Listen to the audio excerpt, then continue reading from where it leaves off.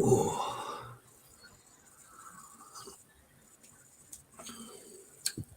We could be live. I don't know. It's not coming up on my phone yet. As starting on my TV. Aha! Oh yeah, got the adverts.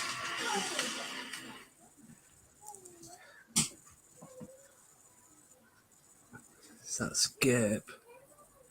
Hopefully, I think It might be live. we're live. I think we're there. Hopefully, see us, hear us, and all the rest of it. If you can, let us know down in the comments.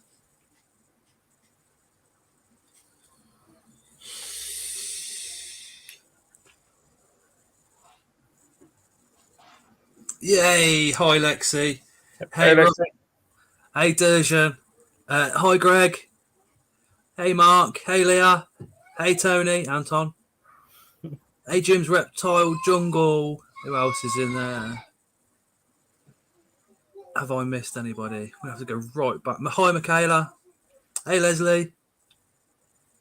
Is that everybody? I bet I've missed somebody.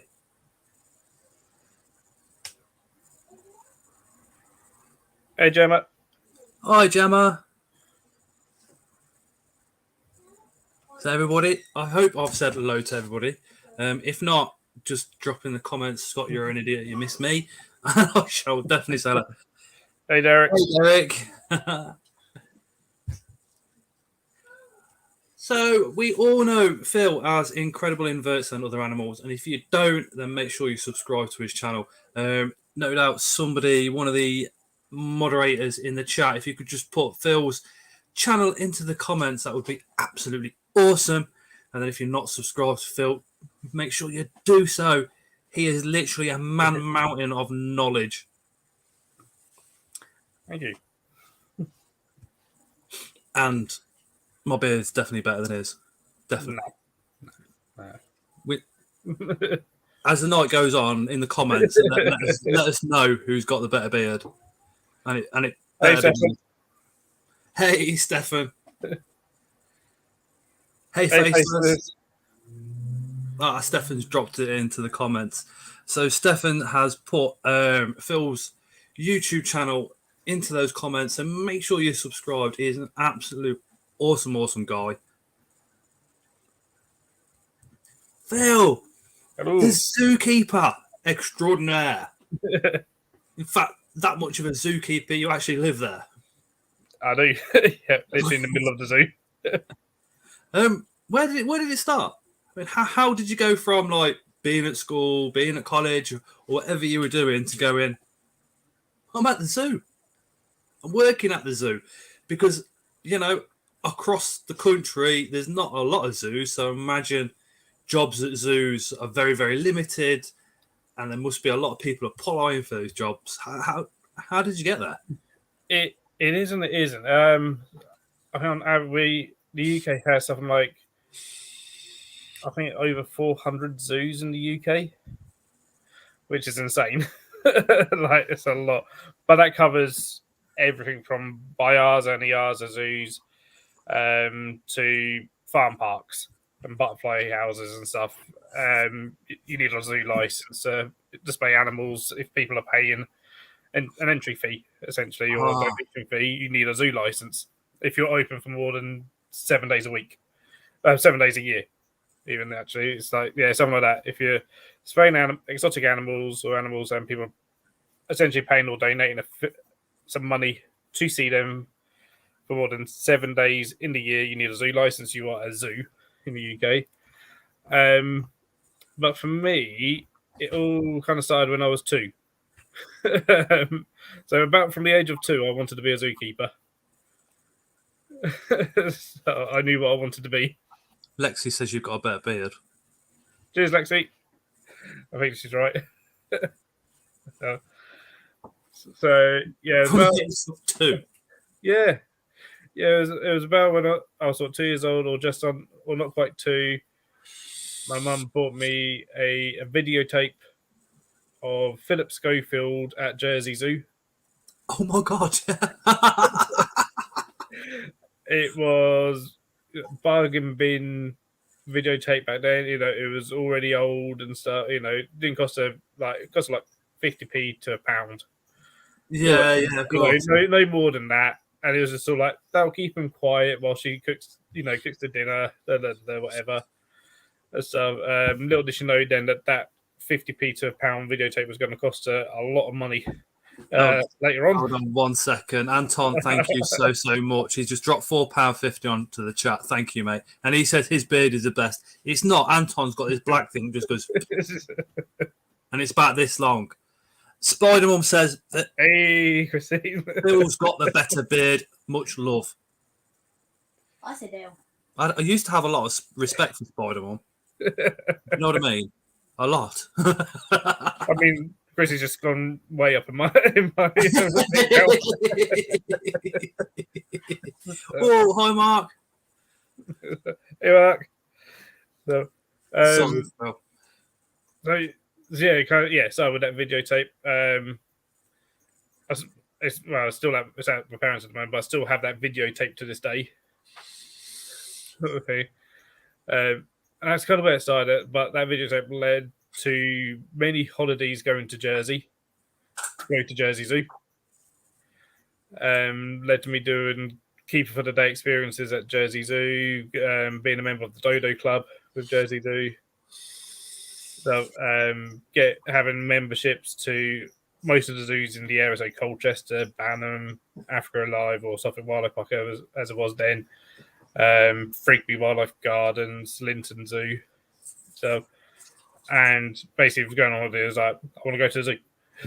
Little thing. It's gaining a lot of experience from a very young age. Around zoos and stuff.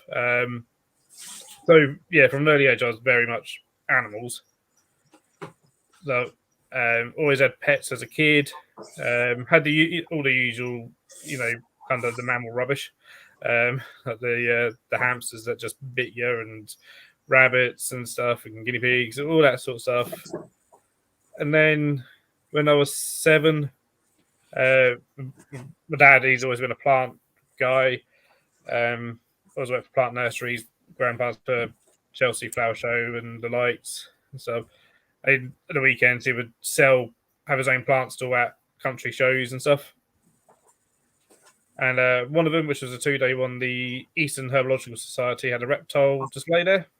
I haven't been to a country show for a long time, many years. They're fantastic. From what I remember, I mean, the Royal Show, I did a lot of the messaging with the scouts years and years, a long time ago. So taking the messages around the stall holders and here, there, and everywhere. This is back when Pepsi literally just got to the UK. Oh, yeah. Man, that's you just brought back some amazing memories. We're going to a few country fairs next year. Lovely. So yeah, doing all that. Yeah, the country shows, steam rallies, all that sort of thing. Did you go to Caldicot? I don't think so. It's one in it. Well, they stopped doing it now. It's one in the Neaton. That was my granddad used to take me there. Probably not that one. It's mainly ones around sort of East Anglia area. So like Wool Pit and stuff. Anton's just put 449 chat on, and he says, "Interrupting Phil because we can."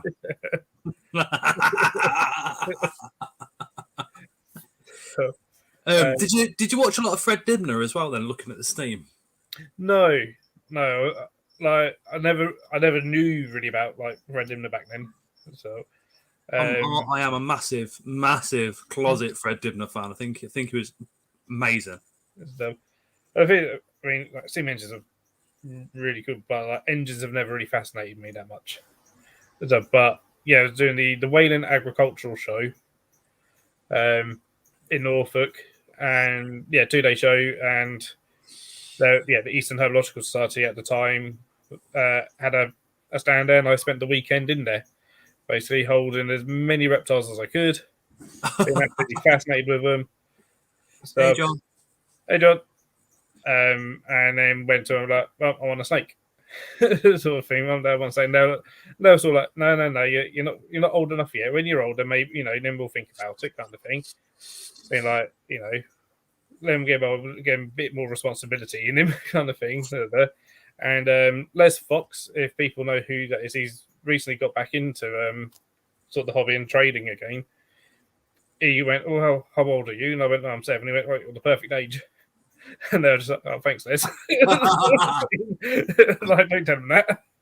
So went off to their show that they used to have, the Norwich Reptile Show, and came back with a leopard gecko and all the equipment that you thought you needed back then, sort of 25 years ago. What would that have been back then, Phil? Basically a 2-foot viv, a bit of sand, a heat mat, and a hide on a water bowl, and that's about it. No UV, no. No, I mean, back then, 25 years ago, the UV wasn't really much of a thing at all. Even for like bearded dragons, it wasn't really all that thought of.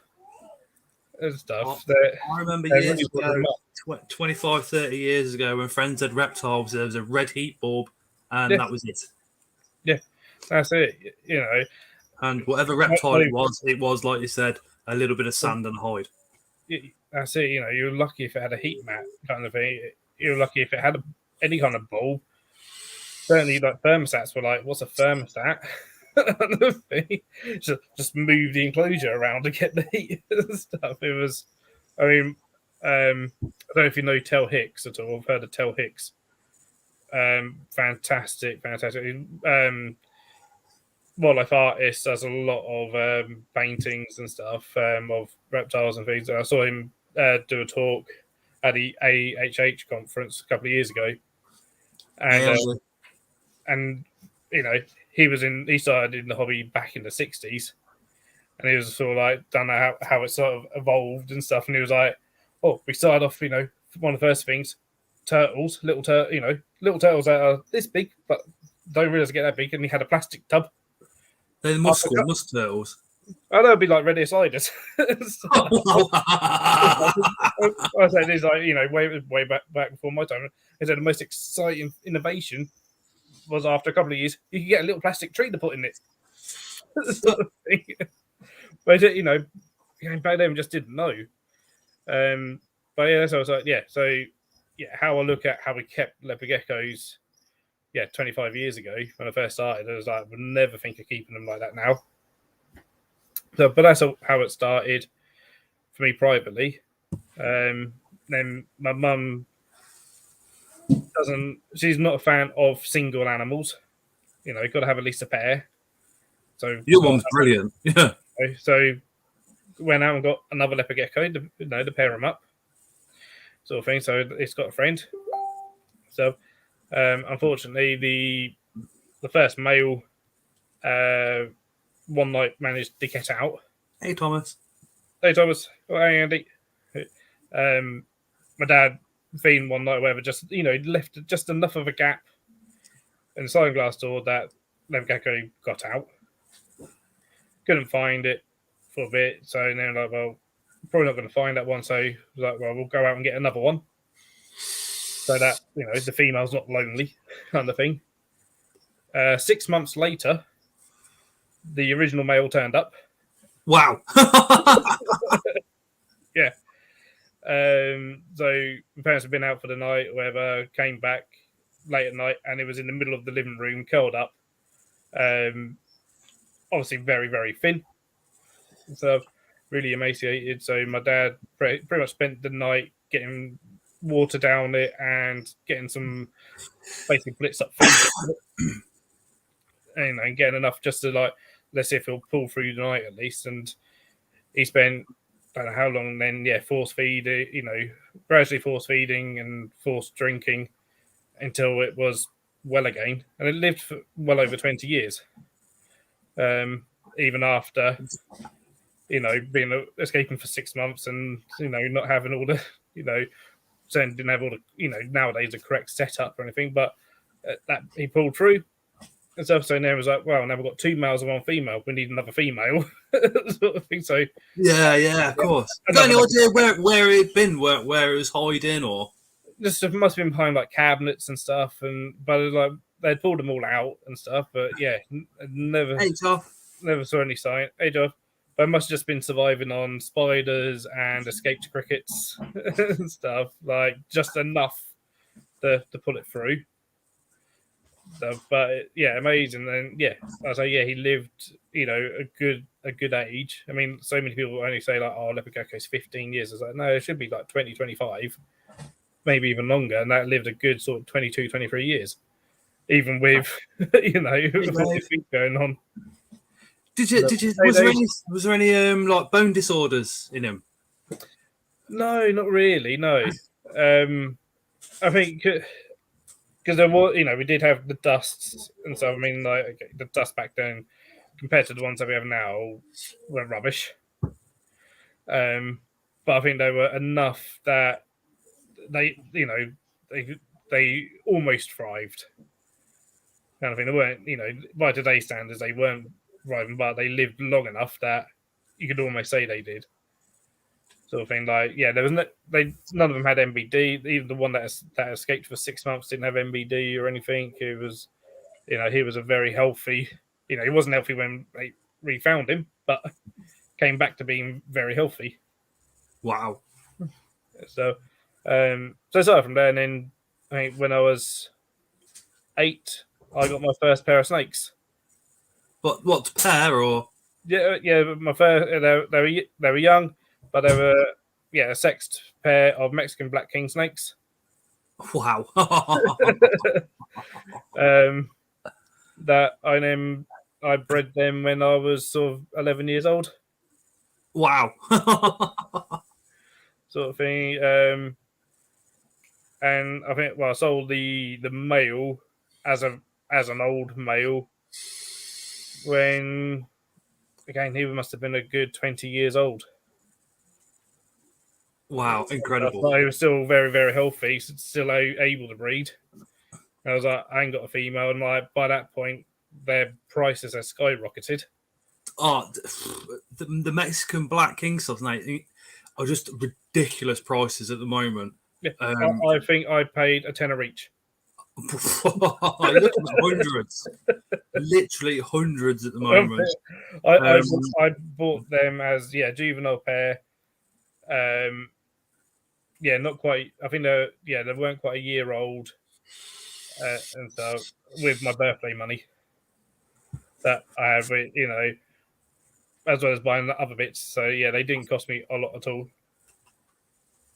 Oh, Bailey's Bug Blog, member for 8 months as well. Hi all, someone very important to me is in this chat here. Kiss, kiss, kiss.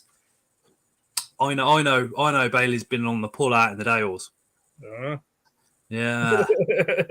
So I think that's a little nudge to a future Mrs. Bailey. Ooh. Go get it. So, hi, Bailey's girlfriend. Gonna go all red now. He will, yeah, he will. He's called it out, but she will. She'll know. I think it's fairly fresh relationship. Yeah, there you go. Hello, all wink, wink. He says. Thank God, thought it was me," said Joff. Better luck next time, Joff. Oh, so would that be Carla that's in the chat? Might be Carla. Hi, Carla. I was chatting into the other night, and he was like, "Going out on a date." What?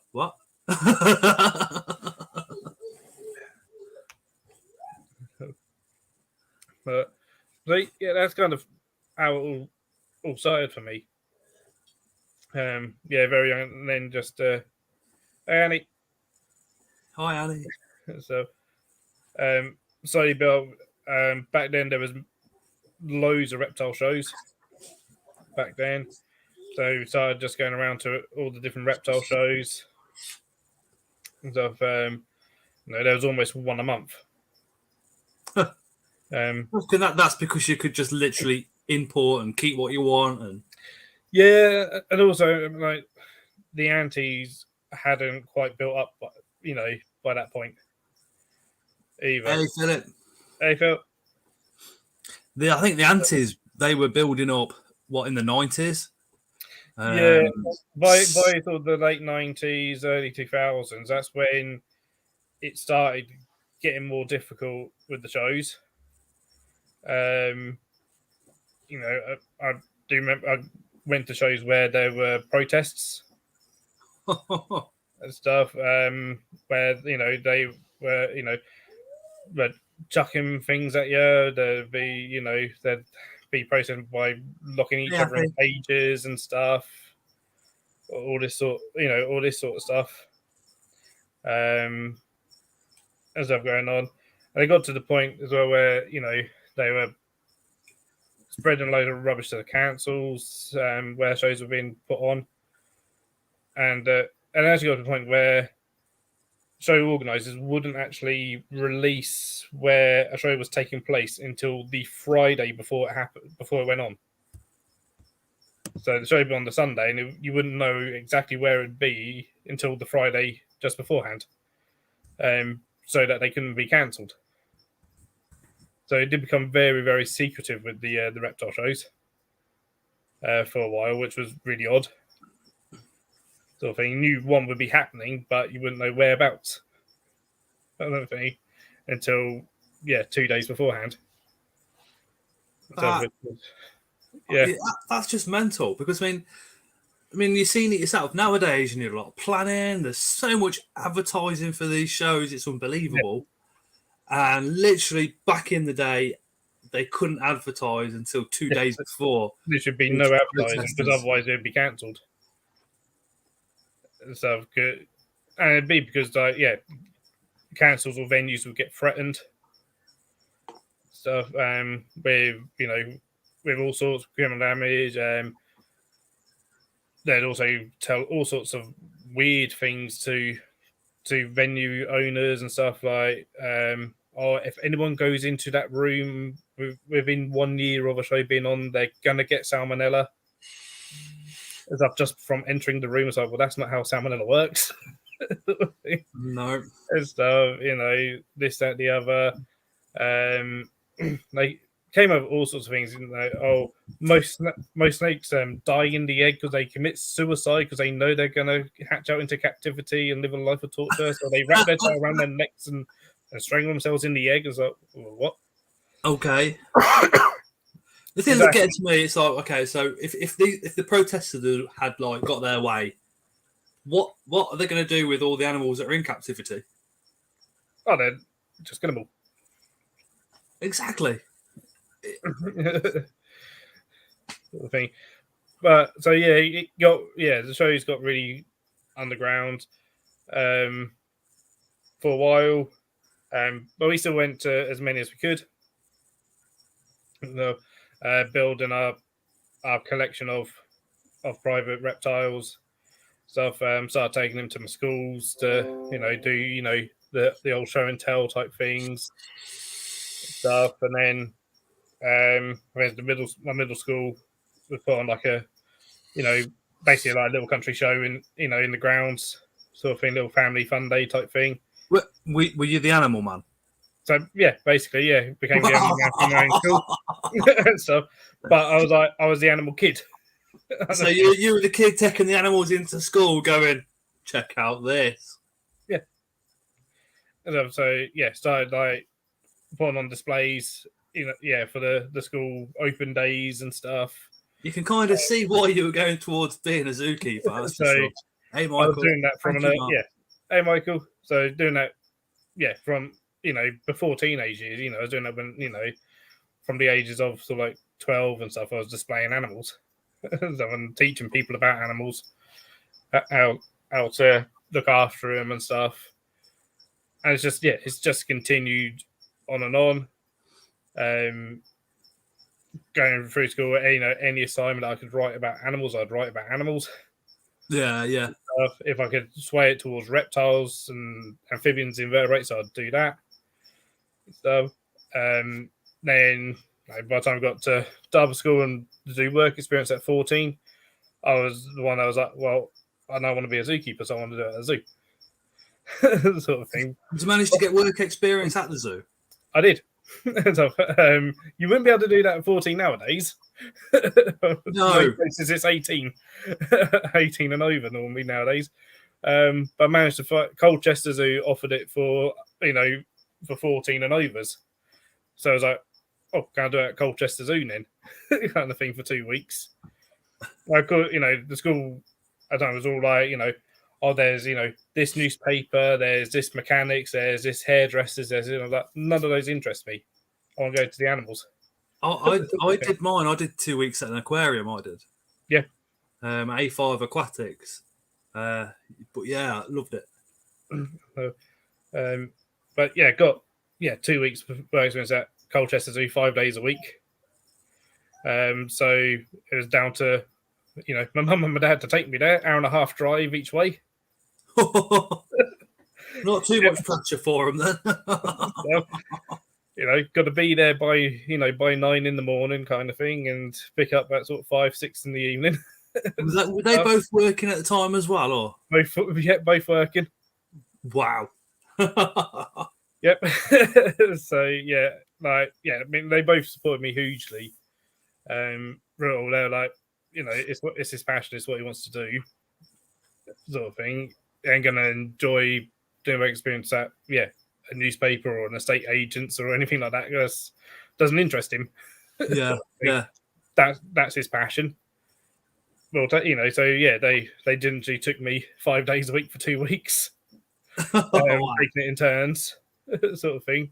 And sometimes it'd be like, oh, we might have to drop you off early. So I was like, going to the zoo, is it all right if I start earlier? Sort of thing. They need to be able to drop me off early. Is that all right? And they're lucky, like, yeah, that's fine. So I was like, I'm happy to do whatever, kind of thing. So that was my first taste of zoo work. Was at Colchester. The texture's not really there anymore, but it was called Familiar Friends. So it was all, it was the farmyard animals and stuff. I mean, I'm not going to put me in with the tigers at 14. Sort of thing. But I was working with things like, Mara, goats, reindeer, horses, stuff, donkeys, all that sort of stuff. But I loved it. Didn't matter what I was doing. Then, from finished upper school, I was like, right, well, I want to pursue this. So went to find a college that I could do animal management, to study animals further. End up going to Eastern College just outside Norwich, and lived in there because just about to say, did that involve a move at like an exceptionally young age? And because it was a good sort of hour's drive. So they had on-site accommodation, so it was a case of living in at college and stuff to do that. So spent 2 years there.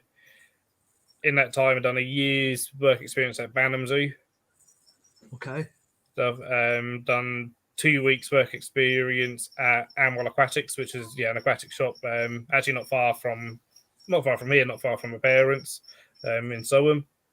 And that was mainly because I took aquatics in the second year, where I could choose what sort of subjects I wanted to take. So, vet nursing didn't interest me, dog grooming didn't interest me. And so I was like, well, I don't really know much about fish, so let's learn about fish. Turned out that the lecturer knew nothing about fish either. So I told myself, like, well, I need to do some work experience that's not zoo-based. I'll find an aquatic shop that I can do it, and they can teach me about fish. Yeah. So done that. 2 weeks at Amwell. Still good friends with the guys at Amwell and stuff, and I've done reptile displays there and stuff, and they've got reptiles now and stuff. And they got me into fish keeping, sort of thing, a little bit, because as with any kind of animal hobby is very addictive. Phil, I had 15 fish tanks running. I was breeding and all sorts, including 6. I think at one point I had about maybe 5 or 6 aquariums at one point. A lot of them small aquariums, but I was like, as well as having over 100 reptiles and inverts and amphibians and stuff. It was like just everything. It was like when we were doing the fish, it was like I had 15 tanks most of the time, and it was like, hold on a minute. If you had more than 14, you were supposed to get a pet shop license. We were like, I mean, a lot of my friends still do keep a lot of fish. A lot of them moved into marine, and I've followed their hobby. I've had a marine tank here once, but Yeah, spiders. I've never kept marine.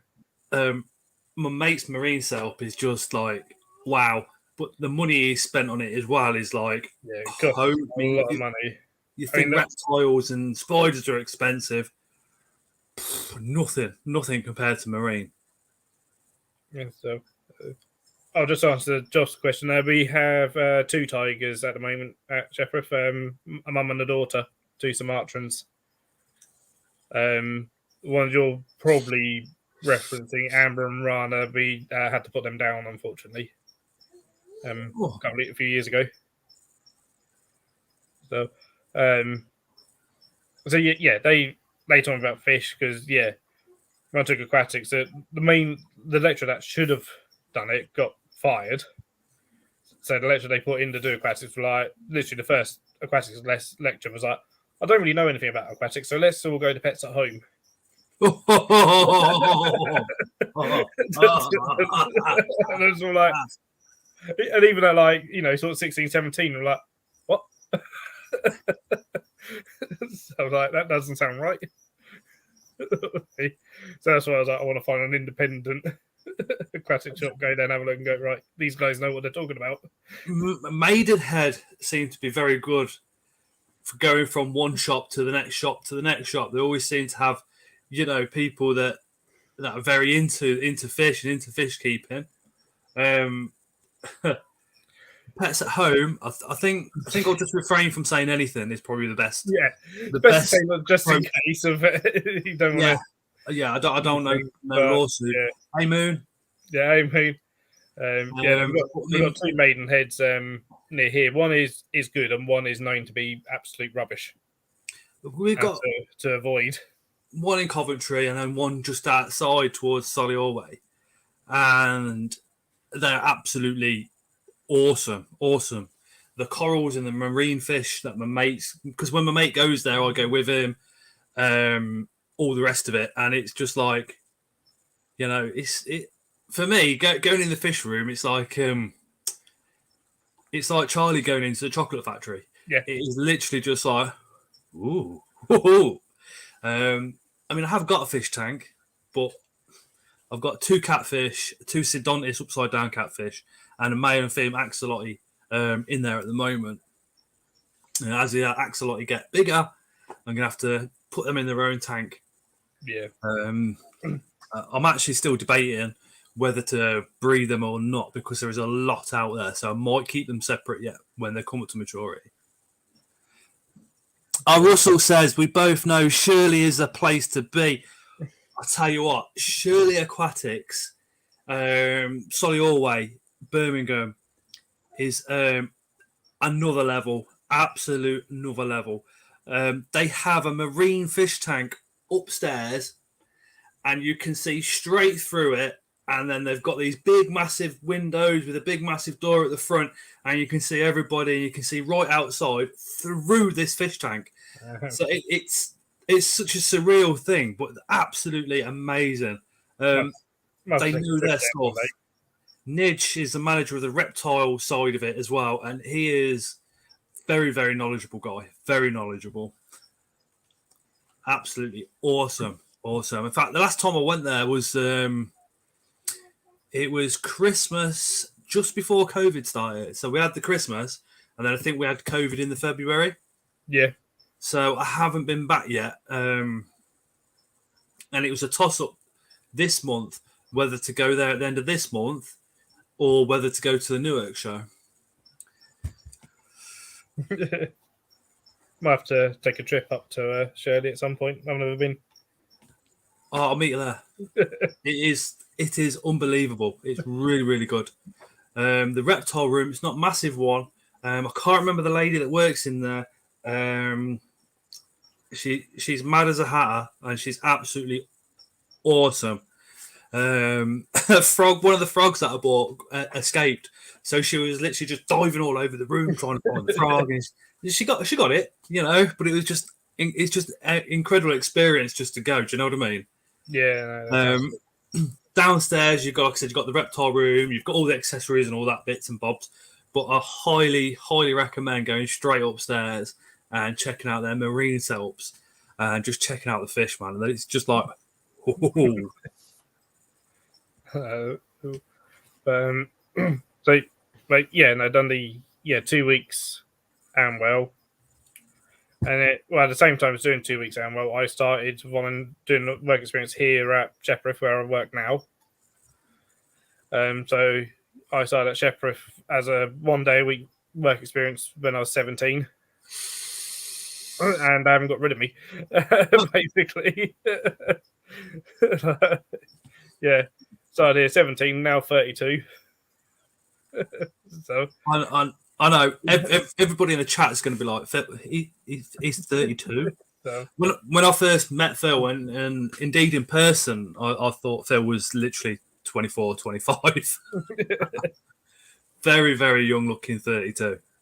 And so I did 1 day a week as work experience, and then when that sort of finished, I was like, can I carry on volunteering 1 day a week on a Sunday? Sort of thing. They were like, oh yeah, absolutely. So I did. Then eventually, they saw my passion for reptiles and inverts and stuff. So I ended up started doing some of the talks and stuff, because I was like, is that okay?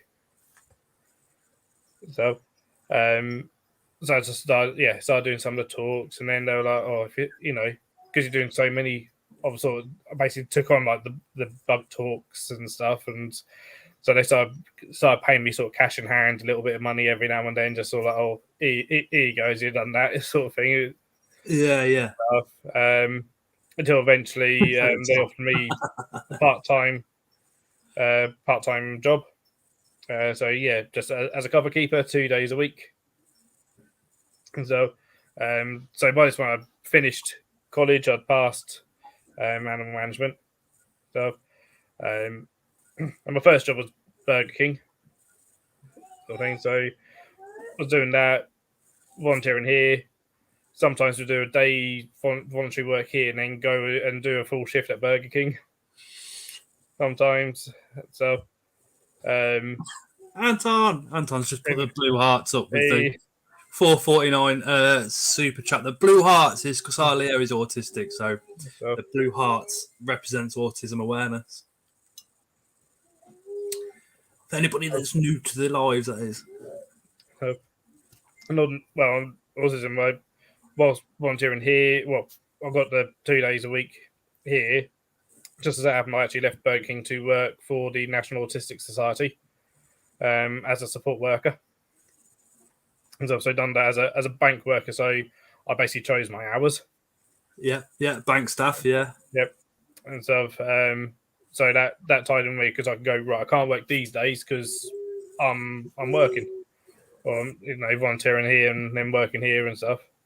But that worked for me. My mum was my boss for that one. Essentially, she was essentially my boss for that. And yeah, whilst doing that, it was a great job. Absolutely loved it. But that wasn't what I wanted.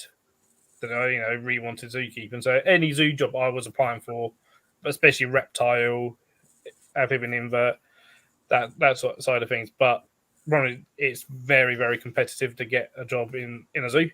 I should imagine, yeah. On average, especially for the larger zoos, they advertise as a keeper job, they're going to get maybe 500 applicants.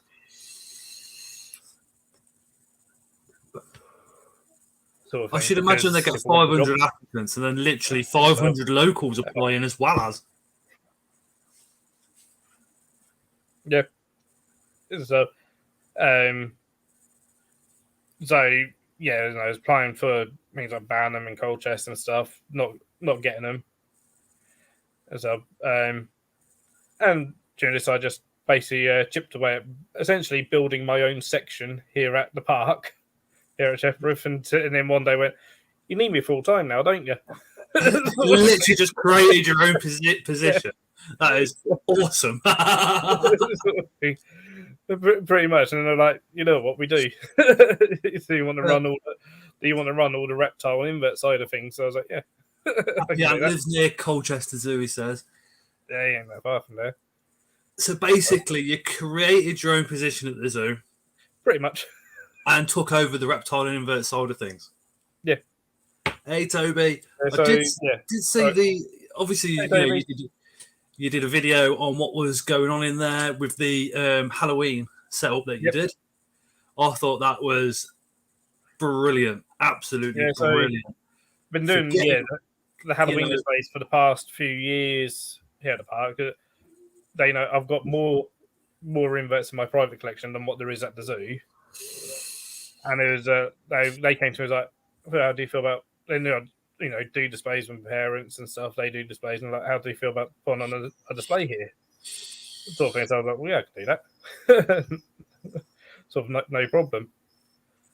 So yeah, I mean, I think one year I had to put on 3 bug displays one year. Wow. Extra bug displays. So I've done the Halloween one, which is, in some ways my favourite because I can go all out with all the Halloween decorations and stuff and, be really cheesy with it and all this and the other. But we started doing things like displays during National Insect Week or Bayard's Big Bug Bonanza. When is National Insect Week? 'Cause that's a new one for me.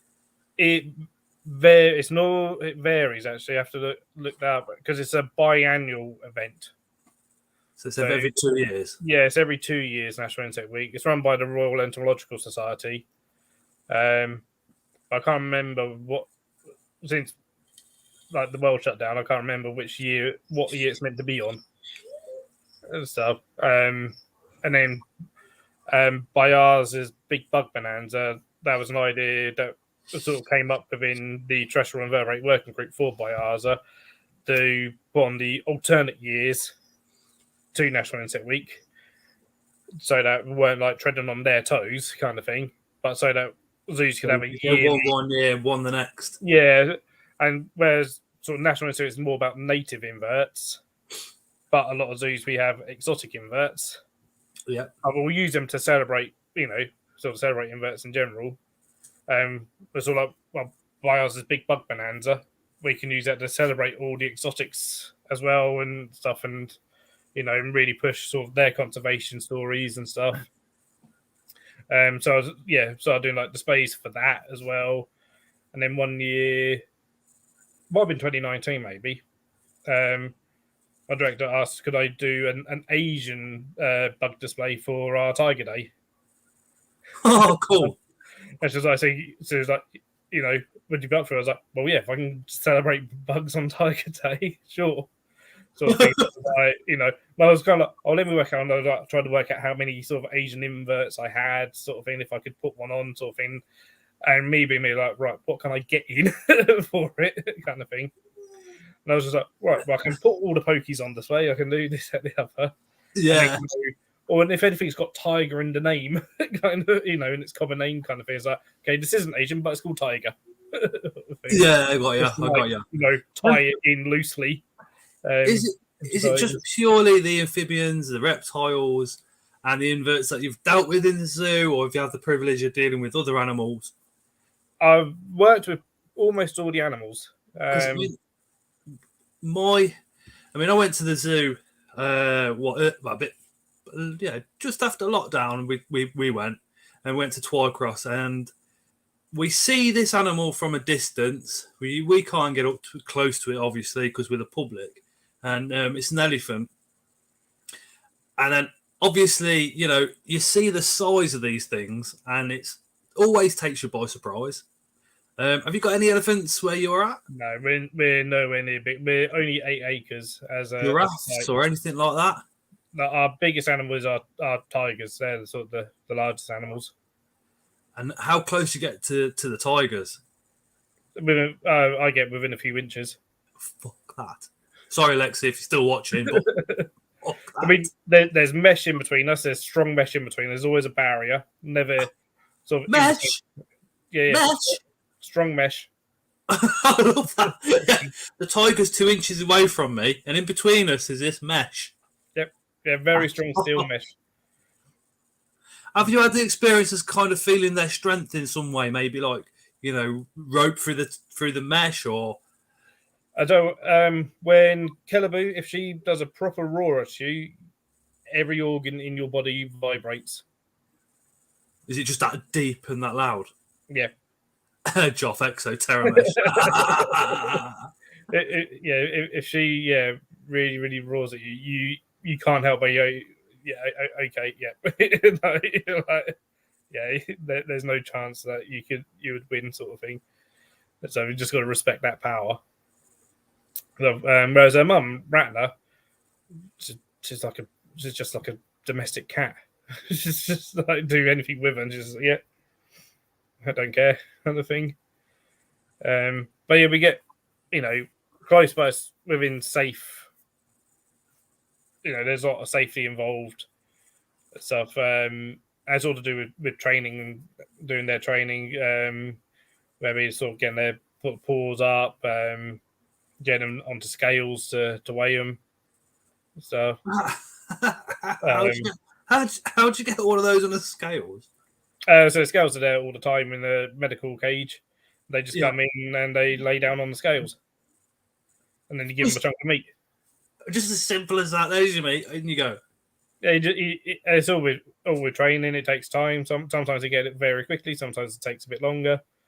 Have you ever had any near misses that you can talk about? No near misses.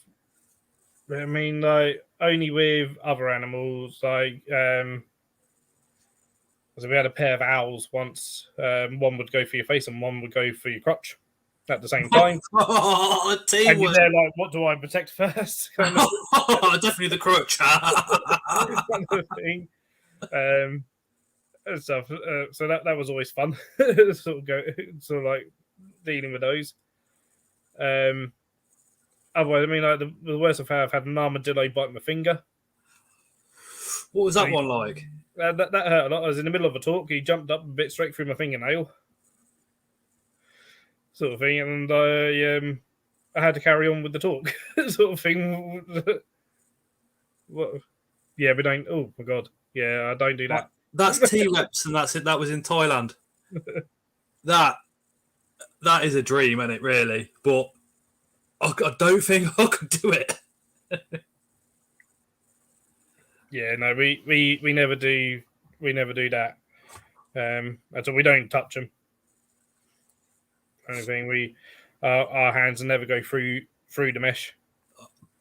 They come back out like that. Exactly. We're sort of no. It's not worth the risk to us or the animals. Have you ever had it where you've gone to work and you've just gone, oh yeah, I'm at work, normal zoo day, and somebody said, well, today, Phil, need your hand to do this, and you've gone, oh.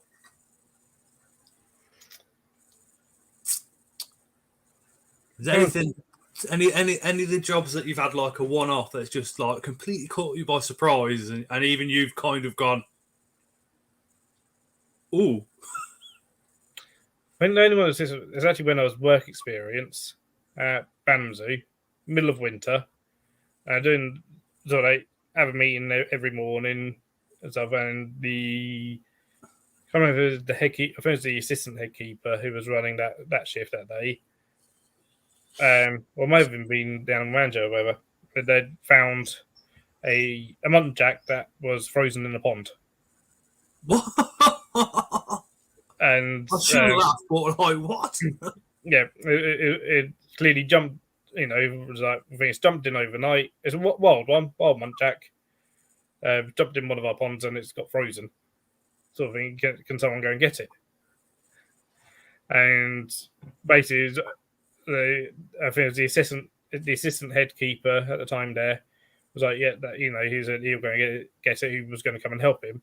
None of the keepers would help him, so I was like, I'll come. I'll help you. That was the wrong decision because this muntjac hadn't jumped in that night. It'd been there a while because it was half rotten. Ooh.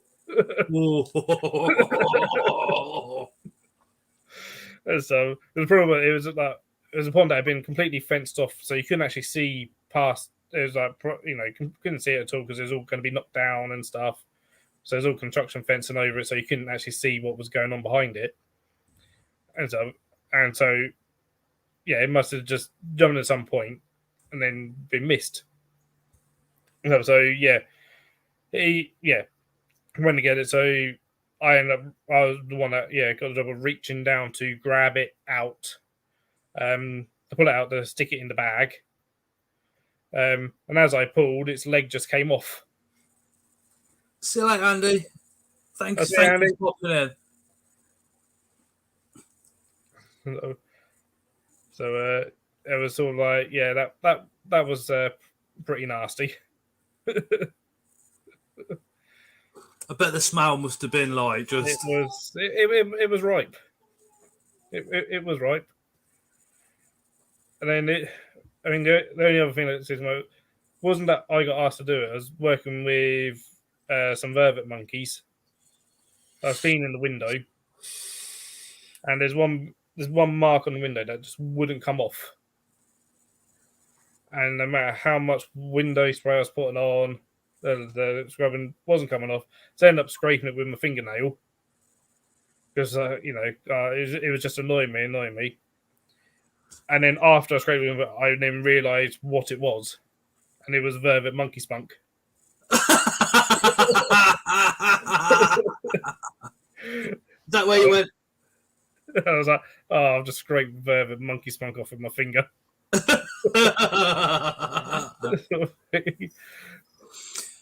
Speaking of spunk, Lexi, close your ears if you are still watching. Is there any breeding programs that go on at the zoo? Is there any sort of artificial insemination that you guys do, or especially with like the rarer stuff? We're part of breeding programs. So we've got a pair of maned wolves who are part of the breeding program. At the moment is their mating season, and they've been mating. So we're keeping everything crossed that is all successful. Have you been watching wolves?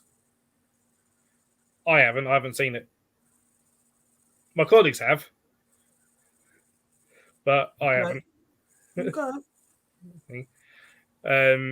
We've got how many have you got at the moment?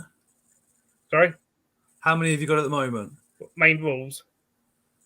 Just a pair. So with the babies, will the zoo keep the babies, or will they move them for breeding, increasing populations? Yeah, they'll be moved on once if we are lucky enough to get babies. Once they're old enough, they'll be moved on to other collections as part of the breeding program.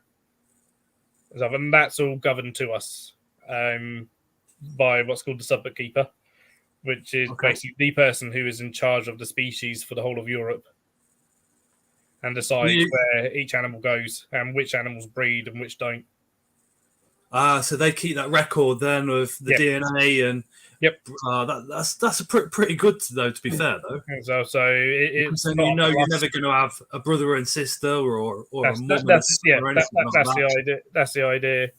And anything like if we want to, if suddenly they for whatever reason started fighting and weren't getting on or whatever, we would have to go to the sub-bookkeeper to say, look, this, they ain't working together now. We may need to move one on, sort of thing, to get their permission. But also for them to then go, both go, okay, can you arrange with this zoo and send it to this zoo, sort of thing, and then you contact that zoo and arrange the transfer, sort of thing. So yeah, with the EEP breeding programs is very heavily monitored and governed, of to prevent inbreeding, also to prevent too much breeding, sort of thing, because if we just keep breeding them, there's nowhere for them to go. That's kind of pointless. Sort of, if there's not enough homes for them to go, and you can't just go, oh, we'll just put them to the wild. That'll be fine. I'll have one. They'll just die. I'll have one. So, the end goal is to obviously try and get these animals re-established back in the wild. But all the ones that you see in captivity, those ones will not be in the wild. What in the wild around Europe or Anywhere in the world. It depends on the species. So, like, if it's like, say, tigers or maned wolves. because it's like I think we've had the conversation about wolves in the UK before, haven't we? Yeah, there's a guy in And Scotland. introducing them, and it was a case of where the hell do you put them? It'd be Where they could be Scotland. Where they could be free roaming. That's pretty much the only place where there is actually wilderness. Literally, yeah. Sort of thing, for that, which I'd fully support. But I think also there's a lot more animals that, in terms of the UK, that we should be putting our resources into first. The ones that we still have that are dwindling, rather than trying to reintroduce stuff that hasn't been here for hundreds of years. Sort of thing. Once you got, all the other things going all right, and then you perhaps go, okay, let's look at this now. See you later, Faithless. See you, Faceless. Red kites. They put a lot of money into getting red kites back in the UK. You can see them on the way to London, going south down the M40, just a little bit after Oxford.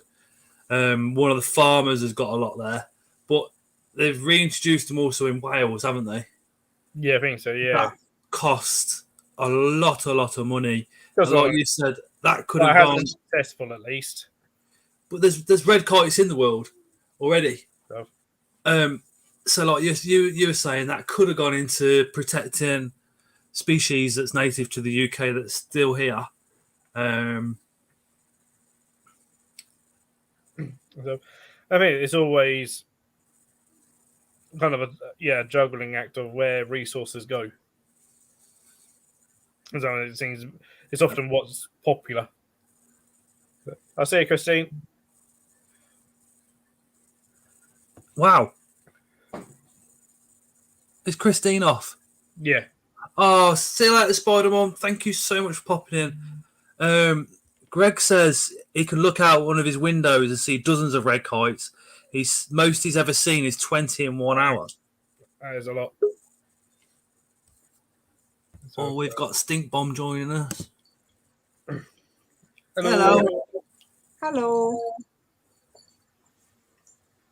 You all right? Yeah, you? Yeah.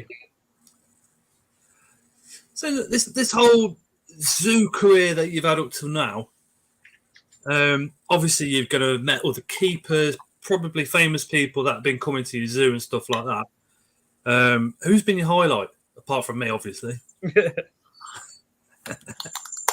There's been a number of highlights. Over the years.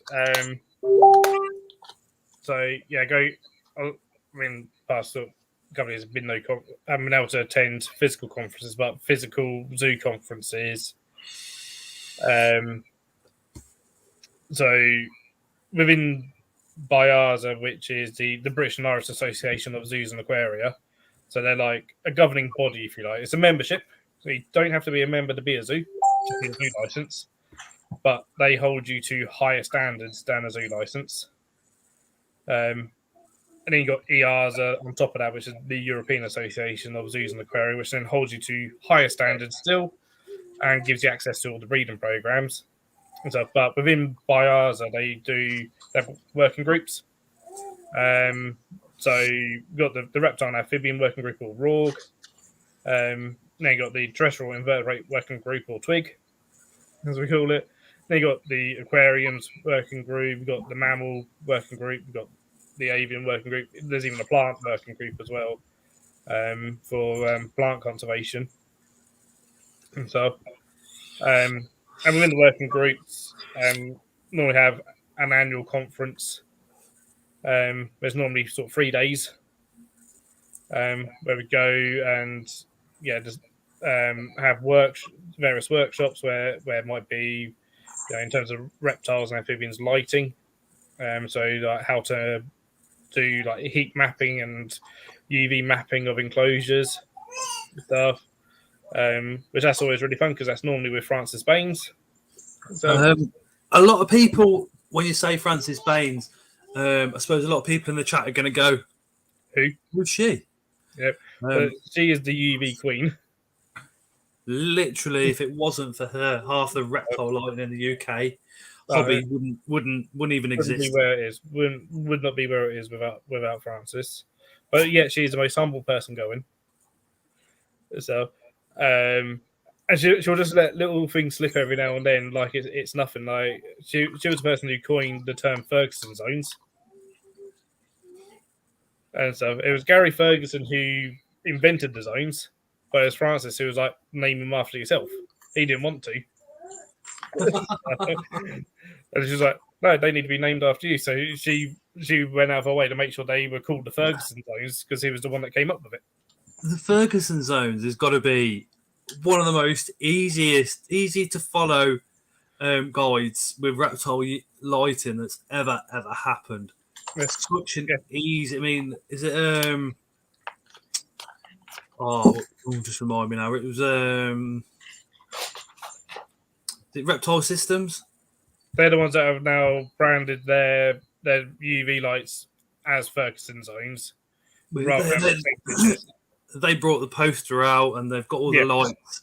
So simple. You look at the poster, there's your animal. That's what light bulb you need. Dead simple. So that works for your average hobbyist to make it more simple because that's all based on sort of 30 centimeters away from the animal. For us zoos, we're often much further away from the animal. So how's your UV lighting different to what we use at home? Because obviously, we've got... Yep. So we essentially use the same sort of tubes. I mean, we at the pub we use Arcadia, but essentially, if you want good UV, Arcadia or Reptile Systems, they're the two companies to go to, and essentially don't bother with any other company. Do you use like a lot more powerful ones in the zoo than being further away? And like we just use more. We just put more in, and then Yep. So a few years ago, I can't remember whether it was Marwell that found it first and stuff, but ones who started playing with these units that are made for plants by Growth Technology. So they're hydroponic kits essentially. Yeah. But they hold multiple T5 lamps. Yeah. Because plants came up with T5 way before reptiles. And we're using them for years. Yeah, I'm quite good with hydroponics from a checkered past, like. Sort of thing. T5s were used for years in the aquatics side of things, way before reptiles. Oh, yeah. For T5s and T8s in aquarium lighting, that's all we ever knew until the LED stuff come out. So we'll use these units, and I think the most they got up to is 4 foot long and hold up to 8 tubes in one unit. We don't have any quite that big. We've got 4 foot ones that hold 4 tubes, but you can get ones that hold 8 T5 tubes in. So that's a mass load of UV. Wow. Sort of thing. Frankie's falling over his people message. So they come with plant T5s in, but you just take those out, pop in your Arcadia or your Reptile Systems tubes in, and away you go. Sort of thing. And, bigger enclosures, if you got them, places like Paynton, London, Chester, all the big zoos that, might have all the lighting on the ceiling kind of thing. So, it might be a couple of meters away from the animal. They'll just have multiple of these units with, the 14% bulbs in or the 12% bulbs in or even the 6%. And then they just use Solarmeter 6.5 just to make sure they've got the right UVI. That's mad. That is absolutely mad. Because I'd think if you've got a UV light and for argument's sake, I'm going to make it very simple. 30 centimeters away from that, you've got a reading of 5 on your meter. Bang. That's it. So if you move it 10 meters up, even if you put 20 there, you should still only have a reading of 5. Yeah, doesn't work like that. Because at the 30 centimeters, if you add in a second tube to that, you've doubled Hey, Jeremy. UVI essentially. especially with That's nice. reflectors, you've put more UVI there. Night, Dave. Take care. Oh, night, Dave. So yeah, the more tubes you have, especially with reflectors and stuff, the higher the UVI goes. So because you're adding more to it. And so yeah, and the only way you can tell is with a sonometer 6.5. Yeah. So they cost like 250 quid. I was just about to say you might have one in the zoo, but yeah, they're 250 quid each. But then, if you've got a large reptile collection, yeah, exactly. It's worth buying one because it will pay for itself in just the money you actually save in buying bulbs and buying tubes, because you're then measuring it. Like, I mean, most of the T5s, and especially Arcadian reptile systems, both of those tend to say that theirs last around a year, sort of thing. Whereas like the T8s, it was 6 months. 6 months. Your bulb, you know. You could get you write down like, like, you know, not I even need to know change this bulb. You know, so this month I need to change this bulb, sort of thing. And then, you know, with the T5s, they're like, oh, it's around a year. But the thing is, the UV sometimes lasts longer than that, sort of thing. But you don't know unless you actually got some way of actually measuring. And really, the only way is with a sonometer 6.5. A lot of companies bring out these, you know, UV cards and stuff, but they're rubbish. They don't really tell you anything. They just say there's some UV there. They're not worth their money at all. But what you can then do is, with that, you can rotate your tubes around.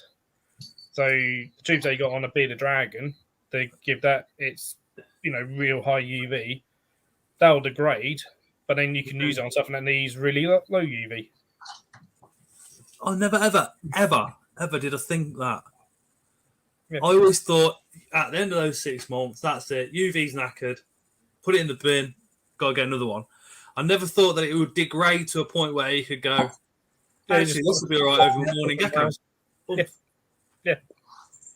So it says you can go, right, this is no longer putting out enough for my bearded dragon, but actually at 30 centimeters or whatever the distance is in your enclosure, you know, and you measure and go, oh, but that'll be all right for, you know, my raw python.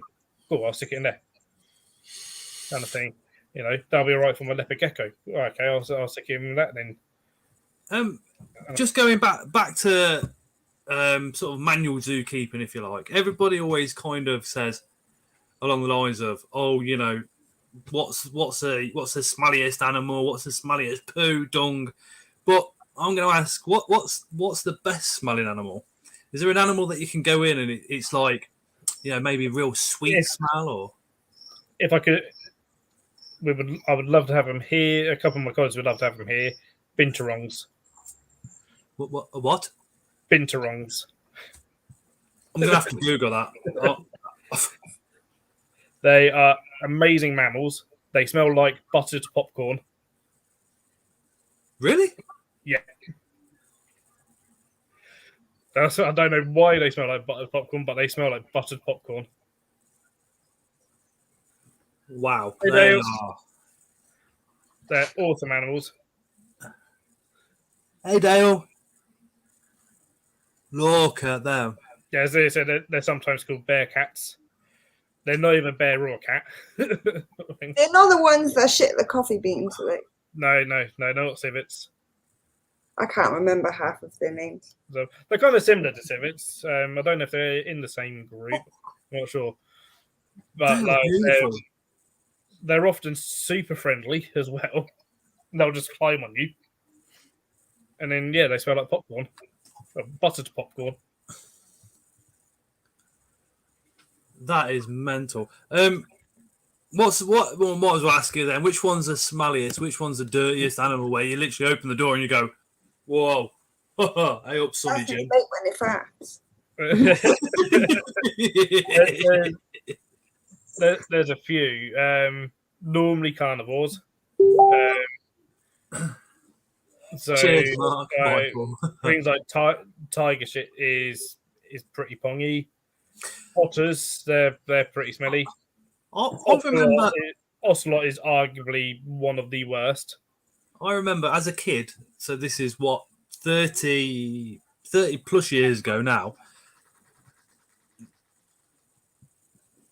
I have a male tapping. I have a male tapping away somewhere.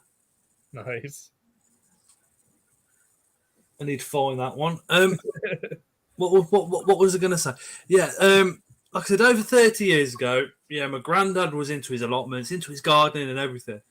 And I have no idea where he used to get it from, whether it was from a zoo or if he used to... All the dung. Because obviously we had no internet, so there might have been an advert in a paper somewhere or something, or a catalogue, you know. But back years ago, we had these things called catalogues where you opened them up, you got stuff there, you phone them up, pay for it, and it gets delivered. Sometimes it'd just be a farmer who'd just put a sign on the road, just being. It was dung. It was lion shit. He got that fed up with cats coming onto his precious garden and shitting, and he got fed up and keep throwing stones at him. He went and got this lion shit and put it around the garden, and he never ever had a cat for the whole year it was there. I can remember him having it for a few years, and then he was back to throwing stones at the cats again. But yeah, literally, he just had it all around the garden. But I know it sounds nasty when you think throwing stones at cats, but it's just what old school used to do. Because the roses that he had in his garden weren't normal roses. They're very, very, very expensive. And he cultivated them from tying it up to these ridiculously beautiful bushes, like. But yeah, the lion shit used to scare off normal domesticated cats. Yeah, well, yeah, stuff like we're all doing, like, yeah, and even the urine world as well, because it's a big predator. I should imagine the urine must be something else. I mean, with the tigers, I mean, I don't know, because I don't clean them out at all. The only work I do with the tigers is I do help with their training every now and then. So the Sumatrans, most of their toileting is done in their pond. Oh wow!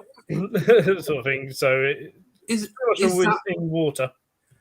Is that so the smell is kept to a minimum, and just in case? And yeah, probably, yeah. So the prey doesn't know that they're there, most probably. So, but it still do a bit, like, in the houses and stuff. But Leah says the main wolves smell like that illegal substance that's got green leaves. They do. They do. Can't say the actual word, otherwise get told off by YouTube. But they do, and I mean, we found that out when we first got the main wolves, and for some reason, because we're near Stevenage, for some reason, I think people in Stevenage, they call it cheese. I don't know why. I've never heard it called that before. Yeah. And they started, he started kind of being like, hey, "Are you growing cheese on site?" And we was all confused. We're like, "What are you on about?" I was really, really confused. I'd know straight away because none of us had ever heard it called that before. It's because, yeah, it can smell like it. It can smell sort of thing. Exceptionally like it. And we're just like really confused. And then, like, someone then said to my colleague, like, yeah, a word that we knew, and was like, no, it's the wolves. It's the main wolves. Like, Well, one point we had police come in because someone had moved in behind us and thought that we were growing it. So they called the police on us. Oh wow! Oh, they're definitely growing because we can smell it. And like, I don't know, so we had to take him into the enclosure to inspect the enclosure to be like, okay, yep, it's this, and we were like, look, smell that sort of thing. Sort of thing. That's what it is. That is mental. So yeah, and it was like, okay, yeah, no, you're definitely not growing anything illegal. It's clearly just the animal. That is why they feel like that. I don't know, but Is there anything at Twycross Zoo off the top of your head that smells like it? Because when we went, we could smell it near the rhinos, and there was a group of kids in front of us, and I was blaming them. Rhinos don't smell like that, as far as I'm aware. I think it's only really maned wolves that do. I think.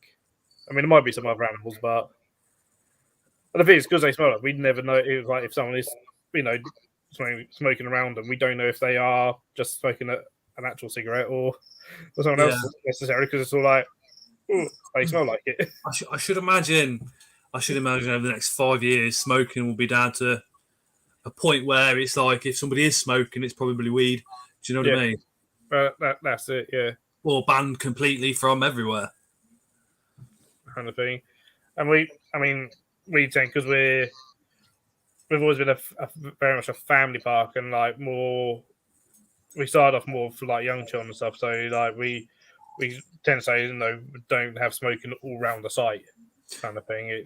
We're trying to have it only in certain areas. And what's the name of the zoo again? And where is it located? Sheppereth Wildlife Park. So we're in a tiny village called Sheppereth, just in between Cambridge and Royston. So pretty much right on the Cambridgeshire-Hertfordshire border. And are you there sort of Monday to Friday all day, every day? I'm here. I have split days off. So I'm here Sunday to Tuesday, and then Fridays, then Thursdays and Fridays. So I have Wednesdays and Sundays off. No, Wednesdays and Saturdays off. Otherwise, 5 days. But I'm here technically every day because I live here.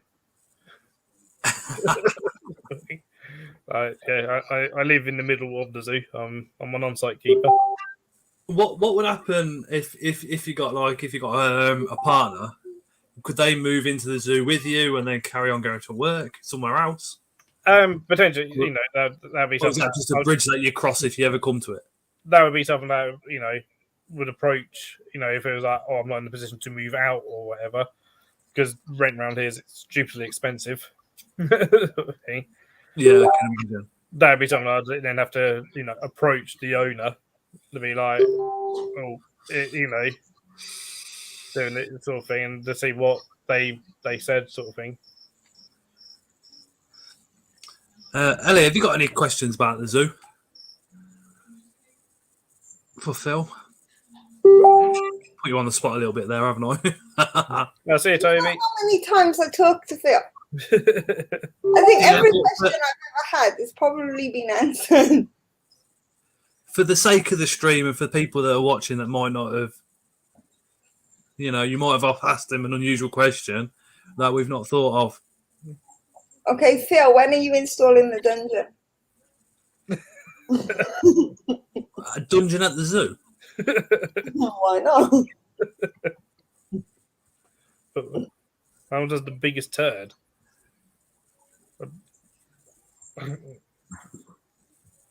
That is literally a Michael question, isn't it? Yeah, that's very, very much a Michael question.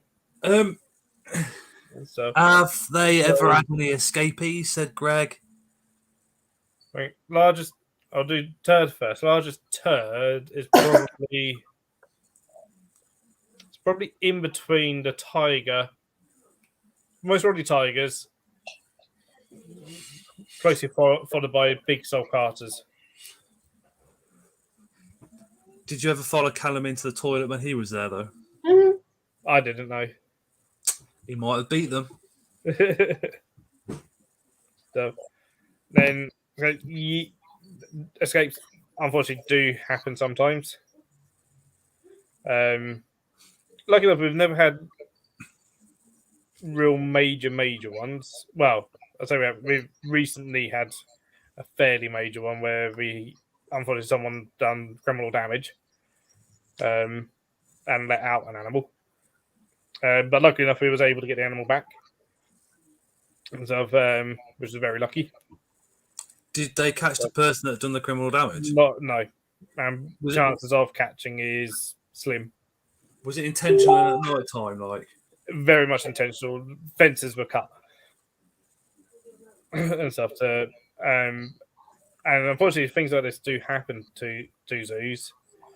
And it can be either animal rights activists wanting just to release the animal, of which the animal will then just die slowly.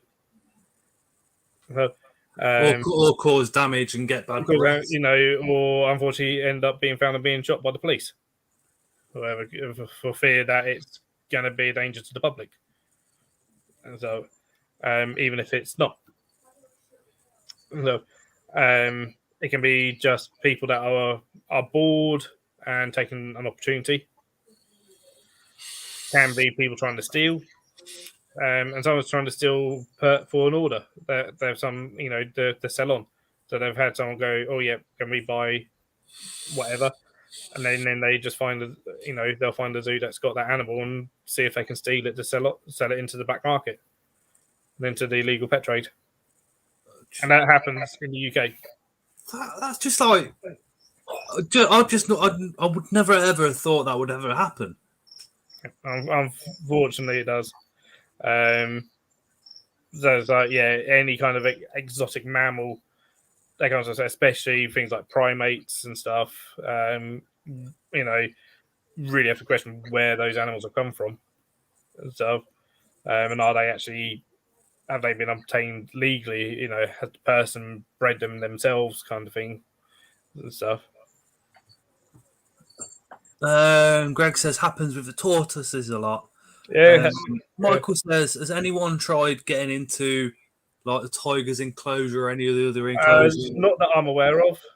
None's ever tried. Have you had the public ever try and do something stupid actually when they've paid for admission? Yes. Sometimes we get people like, they'll perhaps hold their child on the bush. But no. That's there for your safety, kind of thing. Bring it back, kind of thing. We've had people pop their toddler down into a porcupine enclosure to go and collect the quill, and so like that porcupine is, that can do you some damage, sort of thing. Yeah, the porcupines, they're barbed as well, aren't they? And so, they've got the quills. They'll give you a nasty bite if they want to. And so they're lovely animals, but like, if you do something that they're not used to, and they feel threatened, you're going to regret it. And stuff. But some people just, they enter and they lose all common sense and kind of forget that, there's still things that they need to think about and still need to be safe with and stuff. And they just seem to forget all safety aspects sometimes. And you're there scratching your head like, how did you think that was okay and that was safe or whatever? I remember one time I was in what was at the time a red fox pit and stuff, and there was a good 10-foot drop down into this pit. I looked up and there was this mum just dangling her toddler by the armpits over the wall.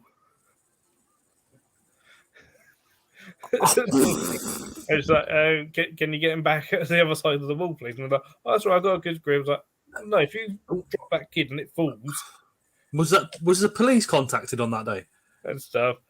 Unfortunately, no. It was just all like, come on, just have some sense and stuff. But people don't. And even like to this day, I think people just forget that, you can't just leave your kids and stuff. We have times where like there'll be clearly kids that are too young to be by themselves in play areas, and there's like no adults around.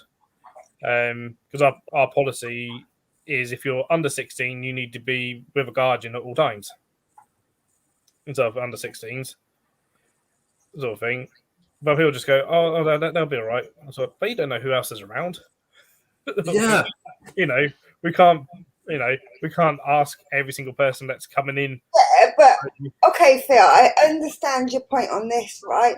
But I'm a parent, and I grew up that I was allowed to go sit and distance. And you try and keep a kid next to you at all times. They ain't going to have it. You're going to have tantrums. You're going to have all this. Like, you have to give them a little bit of a rope if you want them to do what you want them to do. Because if you don't, it just ends in disasters and you never go anywhere. So you've got, like, I completely understand where you're coming from because you have health and safety things there. But you've also got to understand families. and how they work. Yeah, but Yeah, you, but you, would wouldn't grab you- your kid and push them past something that's a barrier, though, would you? Or Or dangle them over something. That's just like, or leave them in a play area and you're the other side of the zoo. Yeah, but I'm not saying I would do that. like But to a Sure thing. degree, like my kids, obviously, they're a bit bigger. They know they're not going to do anything stupid. Well, hopefully. You know? our Leo, we have to 24-hour monitor him, so he would. But like if it was Crystal, right? Crystal's 40, and she said, "Oh, Mum, I want to go and look over there," and Dom wants to go the other way. I can trust Crystal a lot more. She's 14, and I know she's not going to do anything stupid, so I'd have to go with Dom. Do you get what I mean? So to a degree, is kind of not always easy to keep them next to you the whole time. I know, we're not saying like the policy is not that they have to be next to it, but it's like, you know, if they're honestly, they've got to be at least within visible, Yeah. you know, kind of thing. But literally, I'll have people that will literally leave themselves and go to the other side of the zoo. And there will sometimes be like 10-year-olds. Oh no, I totally get what you're saying. And like, you know, can't do. We had someone leave their baby in the shop. I could say to Layla, look, you know, Phil is at this enclosure. Here's a map. Go say hello. And she will literally follow the map and come straight to Phil and say, "Hi, Phil. My dad sent me. He says I can, you know, do this with you or do that with you." But then, you know, I should imagine Leo at that age, if we give him a map and said, "Go see Phil," an hour later, we'd still be trying to find him. 2 hours later, the whole zoo would be looking for him. Do you know what I mean? I think it's down to like the parent knowing their child. I know Ellie's very lucky with hers. Yeah, and it is, and you know, everyone's different and stuff. But like we've had such weird things. I've had once. It was a toddler. Leah agrees with Ellie, by the way. Who was crying his eyes out in the tropical house because the parents had just left him there and they'd wandered off and they had gone to the other side of the zoo to see the otter talk. I just had someone be like, "There's a child crying in the tropical house and no one's saying that they're the guardian or anything." We had to go search in the zoo for the parents and they couldn't be. They were just like, "Oh, we thought he'd be fine by himself." And I'm like, "It's a toddler." Wow. Wow. I think. My God.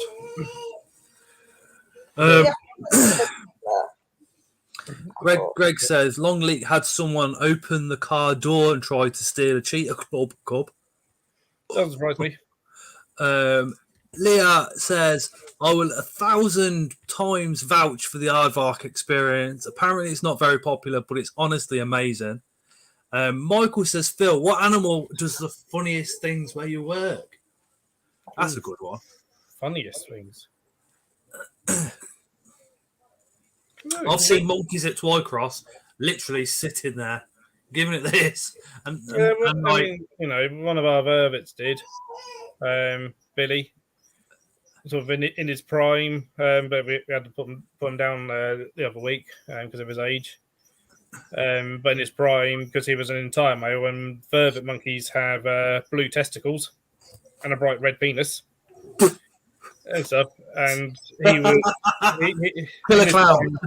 he would go up to up to the measure, up to windows, and if he saw, especially a woman that he thought was attractive, he'd be like, "There's my balls." Stuff. And he would proper shove them up. He would press them against the window and stuff in front of people, sort of thing. Wow. And then he would give himself a good old feel over stuff over, you know, seeing people. So it was quite funny, doing things like that. He'd have had a field day if Elliot turned up. Stuff. Why would he have a field day if I turned up? I'm not monkey bait. He said if an attractive woman walked into the enclosure, I was bigging you up. I'm not really an attractive woman, though, am I? I'm intimidating. Intimidated. Who said you're intimidated? It was a joke, Scott. I'm training to be intimidating. I don't want to be attractive. Fuck that. So, yeah, it used to be quite funny. I mean, you know, every animal does something sometimes silly or whatever. Every now and then we had we still got the alpaca. So we had alpaca who once got stuck behind a rock and couldn't figure out how to get round this rock. I'm surprised that you didn't mention otters, because otters can be really funny. Again, we had one pair of otters that didn't know how to mate properly.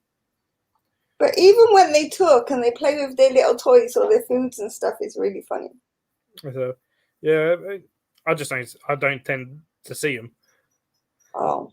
So I don't really. If I ever come here, Phil, you have to take me to the otters. Sorry, I just had to put it on mute because Leo's managed to sprain his wrist with his flex mobility stuff. So we didn't know if I could.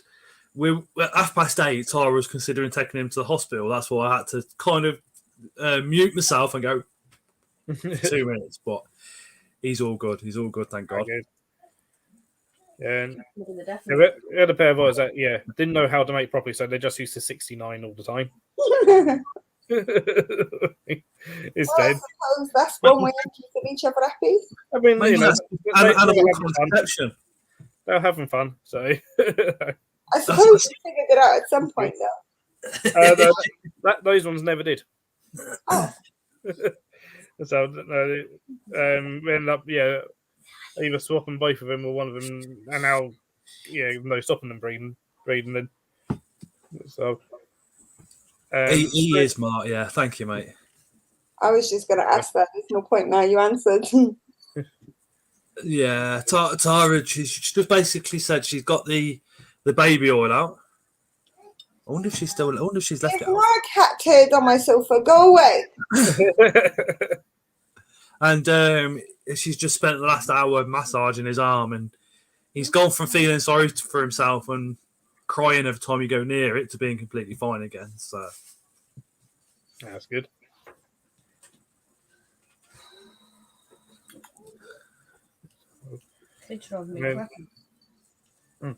Suppose the one that's kind of funny is one of the armadillos who just absolutely hates me.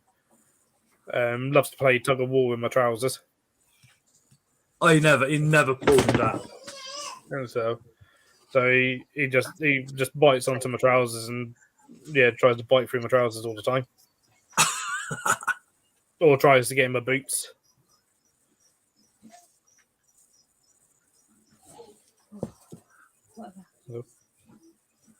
They look like there's a cat turd on the sofa. Oh no, it's not. It's the cat's foot behind you. Oh, I see what you mean. It's a cat's head, isn't it? Yeah, it's a little mister. Is there anybody in the comments that wants to ask Phil any questions? Within reason, obviously. I've got one. Let him. When's he cutting his hair? Never. It's longer than mine, and mine's long. Mine used to be longer than yours. It weren't until this bit went back till I cut it off. How does he handle it? Because you see me, once I wash it, I can't get a brush through it for like 3 days. Mine used to be longer than a pair of yours. Phil just does this, takes his ponytail out and goes. I can't do that. I end up eating the thing. He's done. I don't give my brush an option. It goes through or my hair comes out. I took a pair of scissors to mine last week, and not even the scissors would go through it. I used to be able to sit on my hair. Yeah, but Tara is like, when it comes to brushing hair, she is brutal. Yeah. And I mean, brutal. She's got Layla, and she just goes like this. And I have to go, what the fuck are you doing with it? And I'll start from the bottom and work my way up. And then Layla's like, yeah, it's got better than you. And I'm like, yeah, but guys seem to be more gentle when it comes to girls. You should have seen my nan when she did my hair and we had them big horrible metal tooth combs. Do you think I had a head left? No, I didn't. With a brush and all sorts. You know, if my daughter complains when I'm doing her hair, I'm telling her, you need to get used to this shit because you're going to get bigger. You have to do your own hair and it's not going to hurt any less than how I do it. If you get it not, you get it not. She's just lucky that we haven't got them bobbles that I had with the balls on them and you get smacked in the head by the things. They're awful. I don't think I'd want to get smacked in the head by balls. You got to brush it gently. I mean, on average, I brush it a good sort of 3 times a day. I do my beard like 3 or 4 times a day. Yes. Oh, yeah. I brush my hair even once a day. My hair would be oily as shit. I brush my hair like every time I wash it. That's it. It's done. Me? I wash it, I brush it, I leave it until I wash it again. That's exactly what I do, Ellie, but getting a brush through it at the minute because it's like I can almost sit on it. See, what I do is when I put the conditioner on my hair, then I brush it with the conditioner on your hair because it makes it already softer. So then by the time when you rinse the conditioner out, most of the knots is already out and it's easier to comb through. Oh no, I rinse the conditioner out and it just gets twice as knotty. So Yeah, that's because you just need to leave it for a second or you're using the wrong conditioner.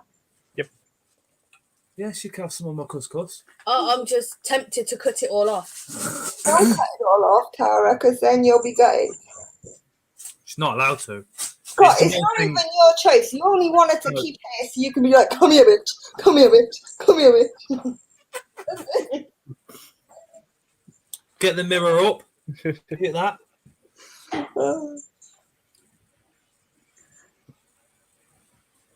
So when mine was long, it was just product all the time, just condition. I ain't got time for that though.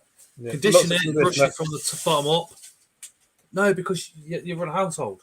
Exactly. I get up in the morning, I can spend 20 minutes in front of the mirror fucking around before I leave for work. As soon as you open your eyes, Leo opens his eyes, Layla opens his eyes, Noah opens her eyes, Noah opens her eyes, and it's getting them ready, school run, all the rest Layla's a boy and Noah's a girl now, yeah? They might as well be. Yeah, Layla might as well be. And Noah as well. I'll put a bobble in his hair and he looks like a right cute little girl. Mind you, Layla got some more points at school today, so she'd come home with a bronze star, Yeah, I've got which is 87. like, how's she doing that already? I have no idea. And I only need 33 And she's gone to from, get silver. she's a school counsellor, and now she's, what, an eco warrior at school as well? And both. She's both. And she's So- now fluent in Spanish, considering she never spoke a word of it Yeah. before she went there. She never spoke Spanish at all, and now she's smashing her Spanish lessons. And I had a Spanish assessment today. I'm probably going to get 30. So Fingers crossed. all Good that's job, going on. Scott, you should get her something to congratulate her good behaviour. Yeah, if I get 30 out of 30 on my test, or I get something. They'll get a tenner at least. We've got an invert show on the 5th of December, and then Christmas. I need a new pram. It doesn't matter. Good behaviour deserves a treat. Where's Ellie's mute button?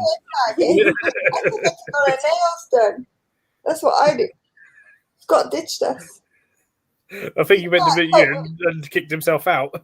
Yeah, he can't cope with the heat. That's what it is. She's getting a brand new laptop. Is that not a treat enough? No, Because she's getting a brand new laptop, but the laptop she has to have for school. Yeah. As in, their school needs this one laptop. Yeah, we get a good discount on it, but They're no longer using pen and paper. they're no longer using pen and paper. Yeah. We have the same thing, except we don't specifically need a laptop for Crystal because the school actually gave us one. Joff says give her a curly whirly. That is a top idea. I'll buy her a bag of the mini ones. Man, I used to love having a curly whirly as a kid. Curly whirly and Mars bars. They're not as big as they used to be, though. Where?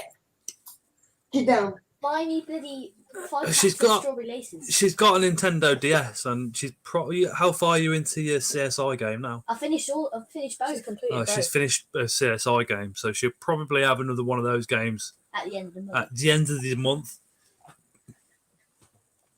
as See, reward. The But handle is take her for nails and do her hair. She's Nails, happy. bring off. No, thank you. do you want to be taken to have your hair done? I'd rather be taken to get another Grim Reaper t-shirt. Weird. She keeps my old black goth t-shirts, Grim Reaper ones and stuff like that. She nicks them all. Yeah, I'm going to be rubbing that on And next. she wants to nick this one next. Yeah. If she nicked this t-shirt off me, she would be well happy. That's like all my spider t-shirts. Any of them that look demonic or really dark in nature, Crystal's nicked all mine too. Tara nicks mine. I'll dye the ends of my hair ginger. I bought Shizam Palmer TV. Mac actually lives in Liverpool, not the Philippines. But his channel is obviously Filipino speaking. I bought one of his t-shirts, chatting to him and everything, and he was going to send it down. The next minute, Tara's like, "Oh, that, what are you doing?" And I was like, "Oh, bastard!" And she went, "Can I have one of those?" So I had to order her one at the same time. I'm really into a guy called Post 10.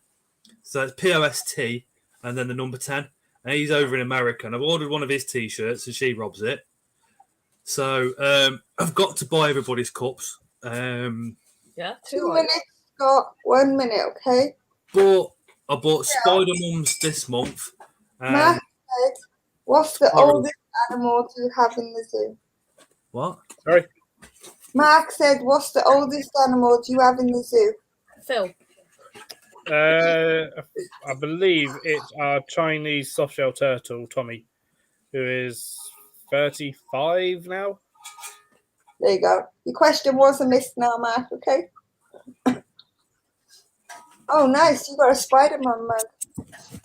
I'm going to There may be another one. That's probably the oldest that we know of. Two this month, I think.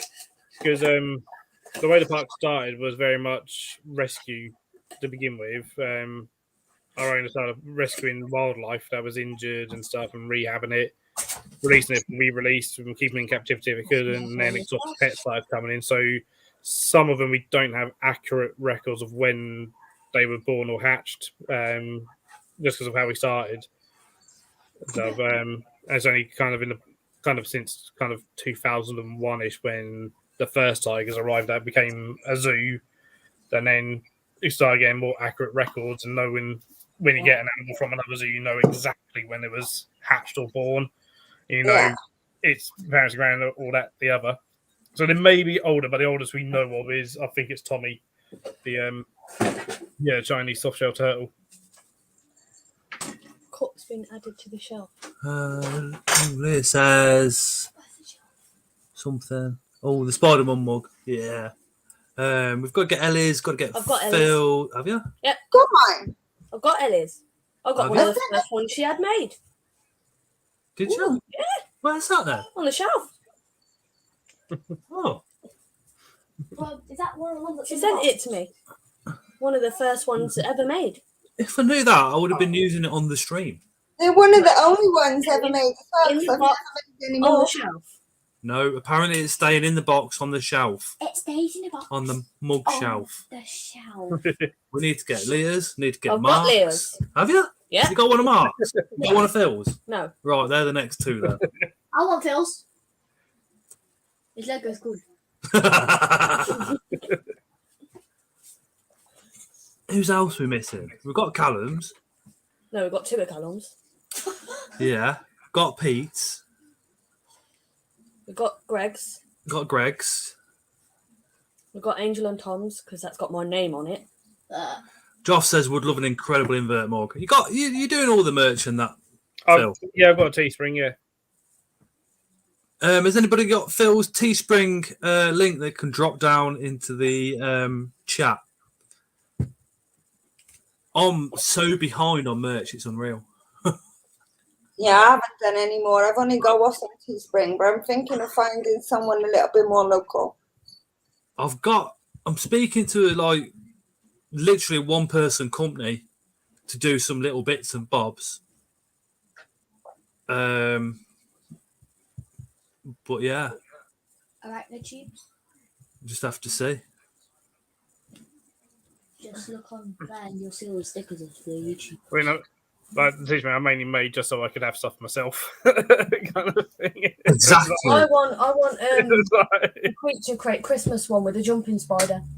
Oh god, yeah, we've got to get a creature crate. I've got to speak to Lee because she wants I want a Jenny. the jumping spider mug and the jumping spider yeah. shirt. So No, just a couple do. I want a Jenny. just the cup that'll do. I Right? want a t-shirt. Yeah, because she's got. Where's that jumping spider? Pass it over. She's I've just been talking. He's got a tiny little mushroom. Because we got to.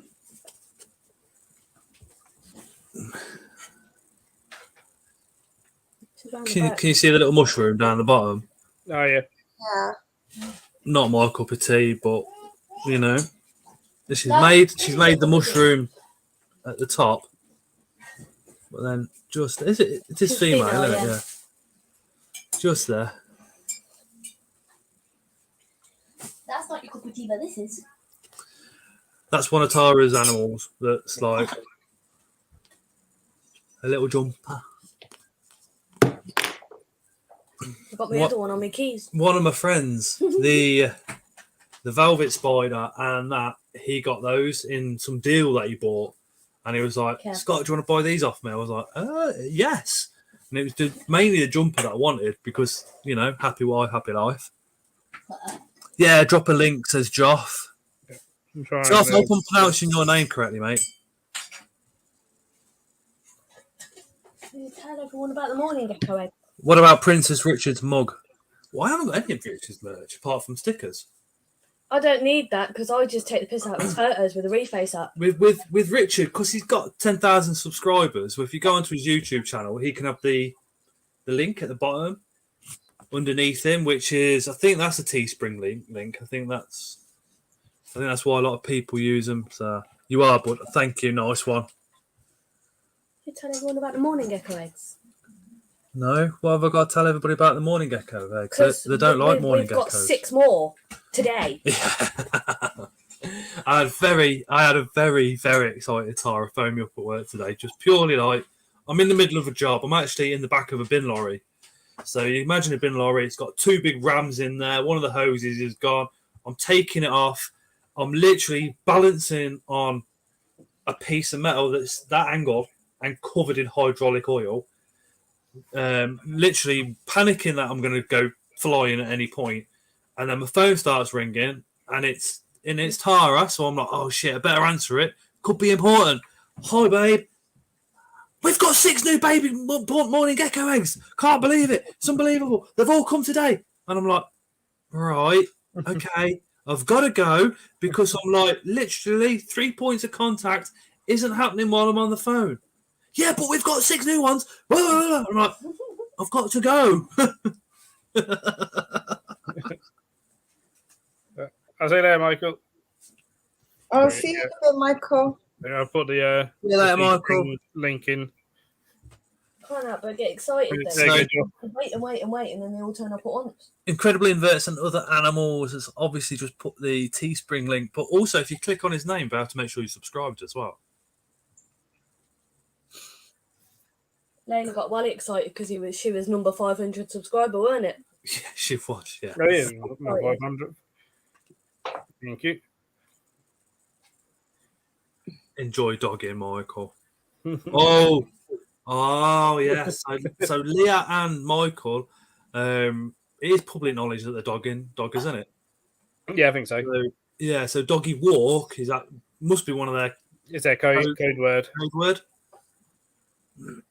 I Just can not see very Michael inventive does it. one. I'm surprised that Leah does it, Leah's stopped laying, but hopefully when I get them in the new Viv, they will start. I increased the spraying to every 2 days instead of twice a week, and I noticed seem to lay a lot more in the damper, higher humidity.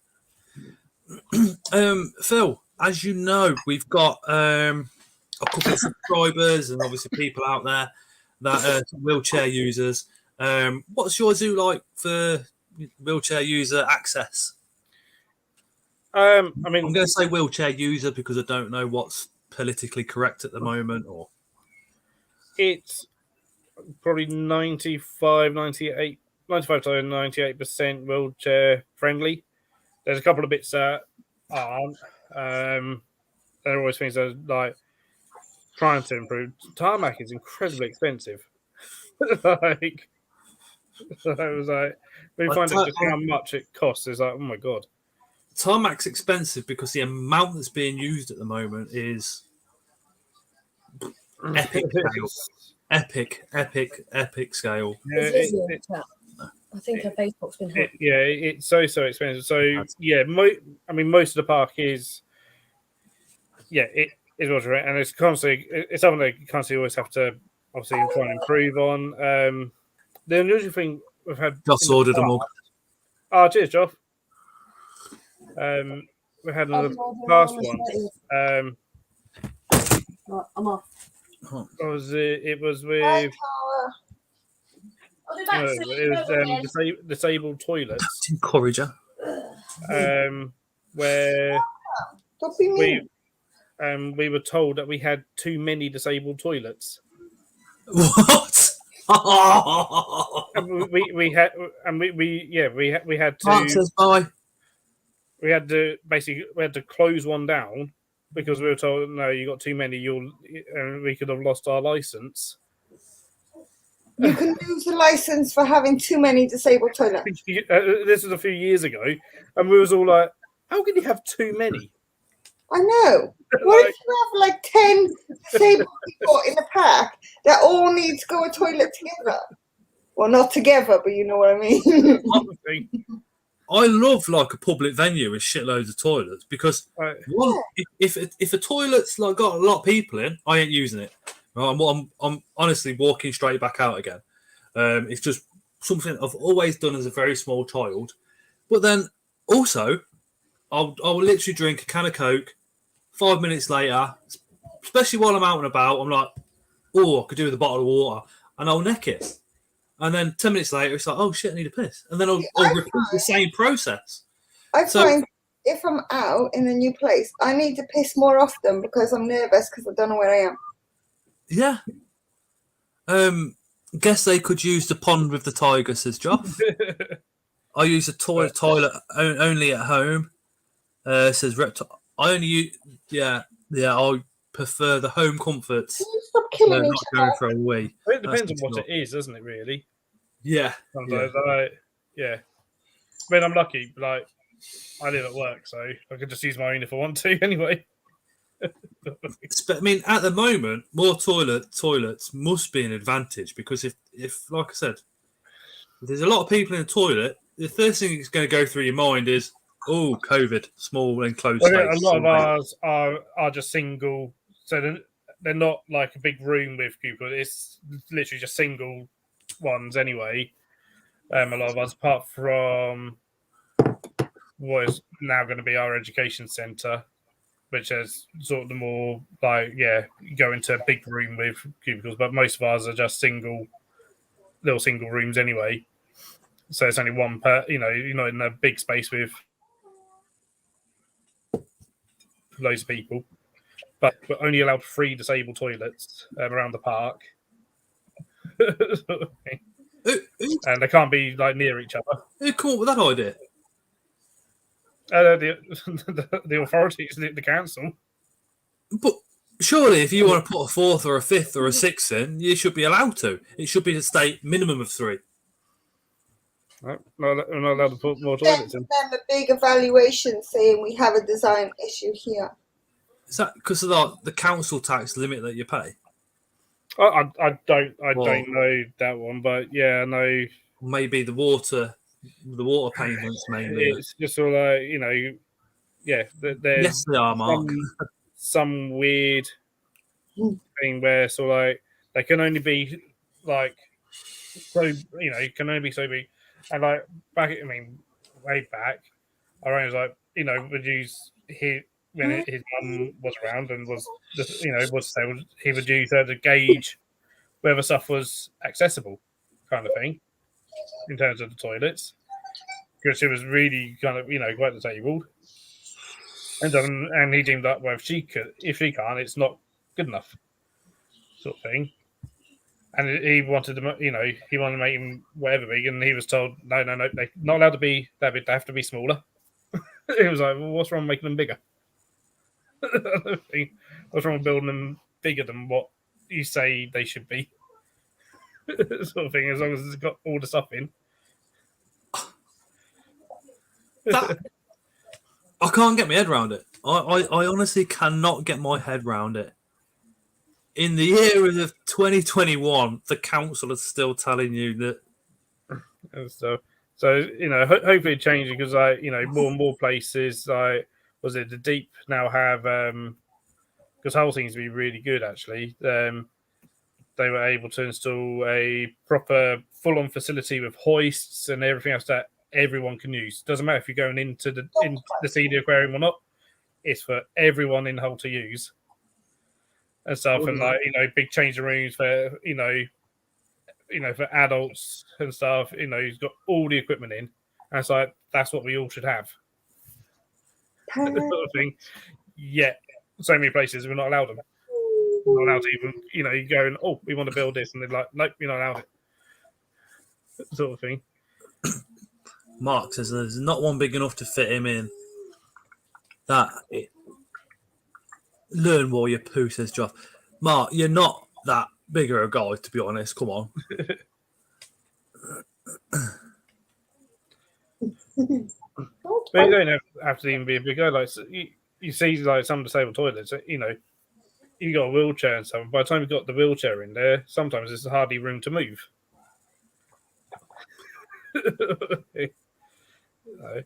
I honestly cannot get my head around it.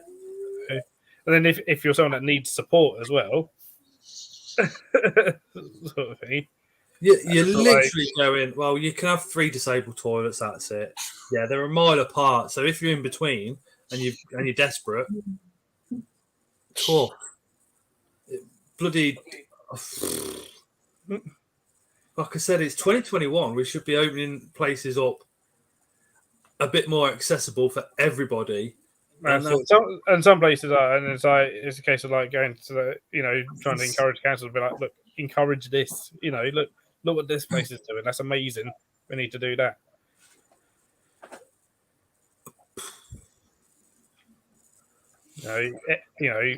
There should be, big toilets of like changing facilities with all the hoists and all the equipment and everything for from babies up to adults. I was about to say every toilet that you go in a public facility, baby changing facilities, not necessarily disabled toilets, as well as able-bodied, but normally wheelchair users, like you're saying, have not got as many toilets as, let's say, baby changing facilities have, which it's just mental. It's absolutely crazy. Yeah. So I don't think is kind of work about it and kind of hope that it does change, kind of thing. I think Leah makes a good point there. Maybe they will as they get older and then think, I made some bad decisions years ago. Maybe. Who knows? So yeah, accessibility is something that constantly trying to improve, kind of where we can and stuff. Just before COVID hit, we improved part of our car park to make it a bit more accessible and stuff, because our car park's mainly gravel and grass.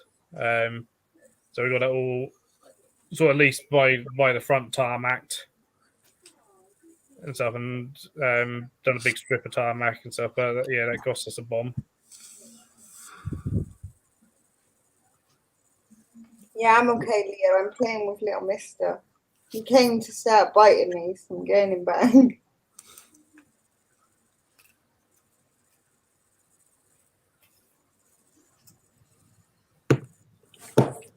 I mean, a lot of the places do instead of tarmac, they have the grass, and then they put that like a plastic webbing down, don't they? Yeah. I'm wondering if is that as good for wheelchair users, or is it rubbish, or is it a start for some places maybe?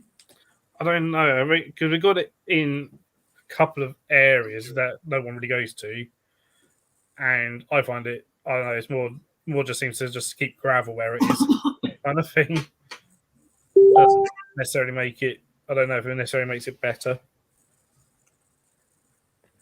So that's why, we've sort of been on trying to improve tarmacking around the park where we can and stuff. And if trees are, roots are coming up through the tarmac, then this year we were closed for a couple of days, so that our local tarmackers could come in and remove parts and redo it all.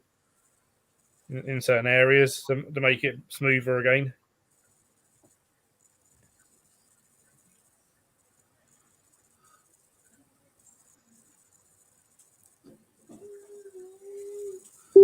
Message. Is there anything that you would like if you could, Phil? Is there anything like invert wise that you would change in the zoo, or maybe open up further, or add to? Yeah, I mean, it's not even that old, but since doing our bug house, hidden treasures, I would change that a lot nowadays.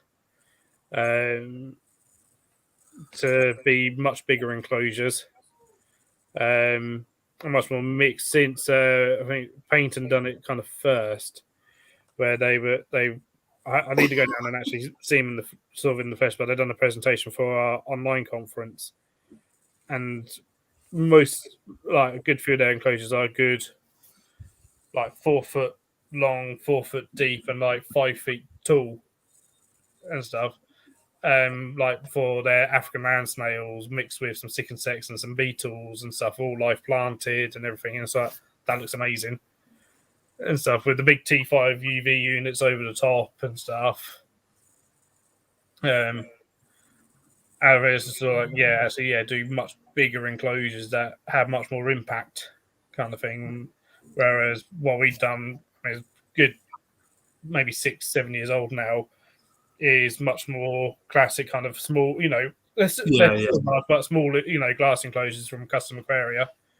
Then a couple of old clear seal ones and stuff, but essentially they're not huge, kind of thing. So actually, perhaps nowadays would do big enclosures, and try and mix as many, different species together that can mix. We've recently done a 4x2x2 enclosure with snails, millipedes, and sun beetles.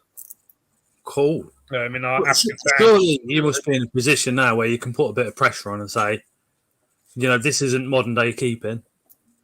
And then surely you could go to like somewhere like Custom Aquarium and say, look, if you give us a massive discount, your tank is going to be on display for so many years, so many people, thousands of people are going to see it. Can we have a bit of a discount?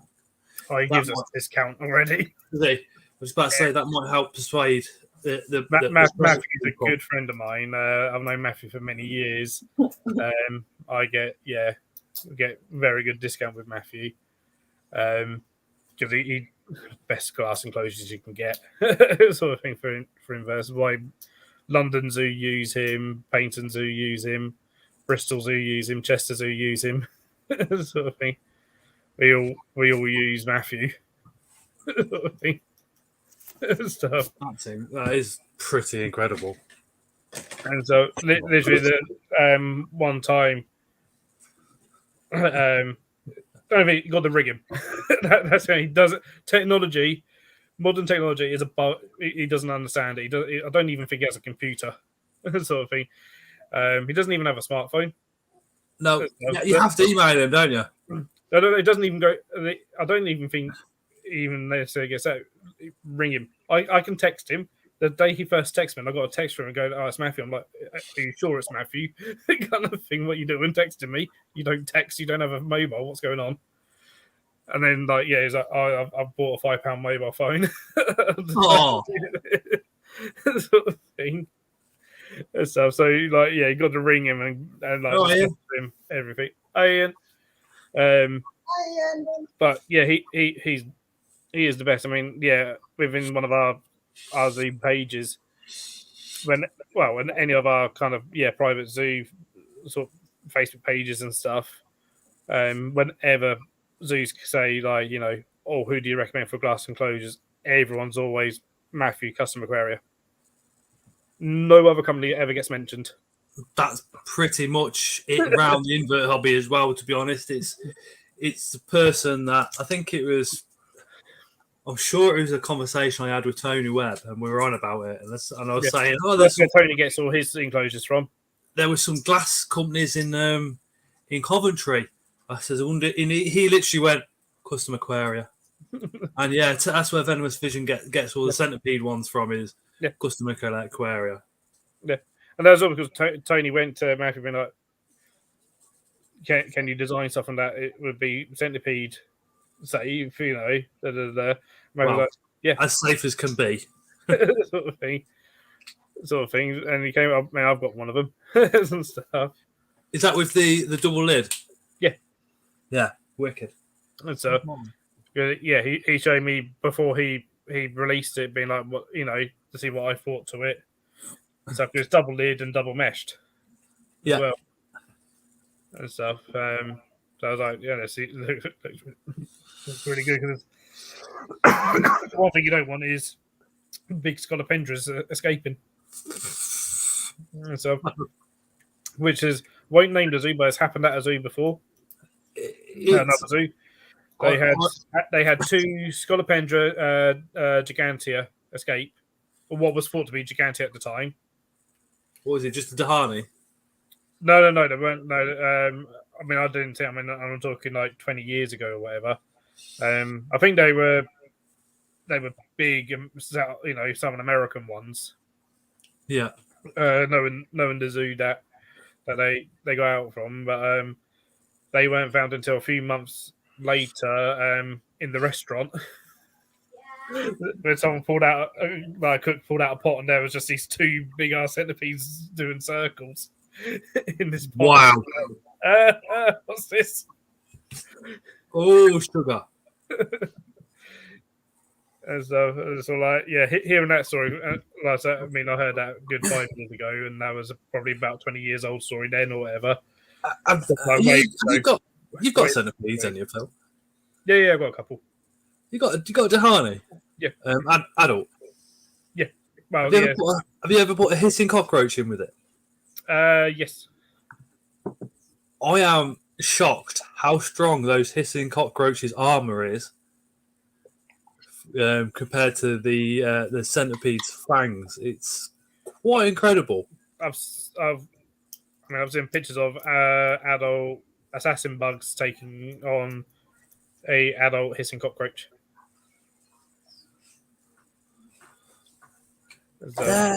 So, what I've noticed with the Pistolia is they seem to be, you know, assassin really does kind of it really does explain them, really, because they're like, it explains when it comes to piercing another invert, they seem to be very accurate and know exactly where the soft point is, and boom, that they shoot, and they normally take it straight down. But yeah, I've got in one of my assassin bug books, there's a picture of a white spot, so Platymerus bigotatus, hanging from the top of an enclosure with an adult holding an adult hissing cockroach just in its rostrum. Bigotatus, I would never ever thought that. I would have thought it would have been Horodia. No. By far, I would have thought it would have been Horodia. Which is far smaller. So, exactly. And the awkward of it was like, I wouldn't recommend feeding adult hissing in case this could end up in disaster, because I don't know if it was his picture. I think he got sent it or whatever, because it was this. All he was holding onto this, and it was like a big male adult hisser. You know, talking that sort of, you know, good like oblongata size hisser. Wow, the giant ones, just holding it with its rostrum and nothing else.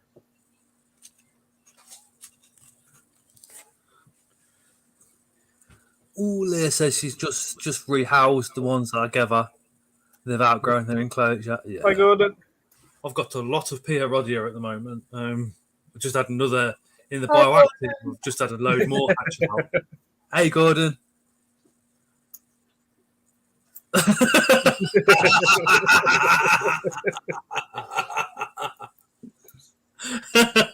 Fucking brilliant.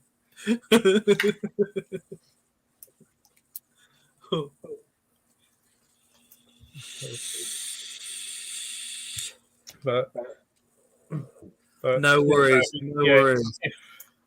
Leah, if I could yeah, as a mate, yeah, I would like to redo. The problem is, you do up enclosure or whatever.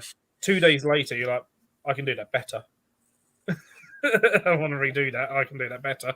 Every time, every Sort of single time. Yeah. Or you do you do it up, and then you just sort of like, Ugh. and then you see someone else do something, you're like, oh, that's better. I want to do that. Yeah. Someone's just come up Every with another single idea. time. Like when we've done Hidden Treasures here, I end up presenting it at our conference, the Twig conference, and straight after mine present our new bug enclosure was Chester Zoo presenting Monsoon Forest, and all the invert enclosures at Monsoon Forest. So I was like, you're going to be far better than what I've got, kind of thing. So it's all kind of part of it. Another thing I would love to have, which I don't have the proper facilities for, is for some of the really endangered invertebrates. And so I have to do a lot more invertebrate conservation. So things like the desert ass wall spider. I would love to work with those guys. As I've getting to see them at a few places, it's amazing seeing them. They're huge. They're a wall spider. And one of the most endangered spiders in the world. How many's left? I don't think anyone necessarily knows exact numbers in the wild. There's now a fair few in zoos around the UK because they were brought over for the first time 3-4 years ago and very successfully bred, considering no one knew how to keep them. No one had ever kept them before. Did they just look at the country of origin and just go from there? And it was basically years of research, working with the government on the island that they came from, or in charge of the island that they came from, looking at their natural habitat, looking at what they eat in the wild stuff. Hard to replicate because they mainly eat millipedes and particular species of isopods, of which it was trying to get those established was difficult. So I know they do get fed crickets and stuff, but there is some dispute on feeding them crickets, of whether they're actually too high in fat and growing them too quickly and stuff. But as part of that, they have when I looked into doing being part of the project, and then decided that I didn't have the right facilities for it. Part of that was that you've got to screen your crickets every week. So every batch of crickets you get in, you've got to screen them, so dissect them and stuff to see it, make sure there's no parasites in them, and quarantine them and stuff before they get into the room with the spiders and stuff. Or you culture them completely in that room. That's a good idea. It's if you got a big enough team, it's doable, but yeah, it can cost a lot of money to do. And some of those problems is if things cost a lot of money, it doesn't go on invertebrates. Yeah, because that's true. You know the powers that be kind of go first. Who's going to come here to see this versus who's going to come here to see, oh, we've got baby tigers, or oh, we've got baby elephant, or oh, we've got this. Yep. Kind of thing. You just get us weird bug people that go, oh, you've got that sort of thing. Have you ever seen that spider available in the hobby? No, it'll probably never ever be available. Yeah, you say that, and then you'll look on a German and you'll be like, oh, look.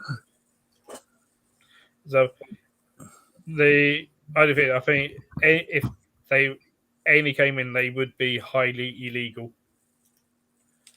due to their protection status.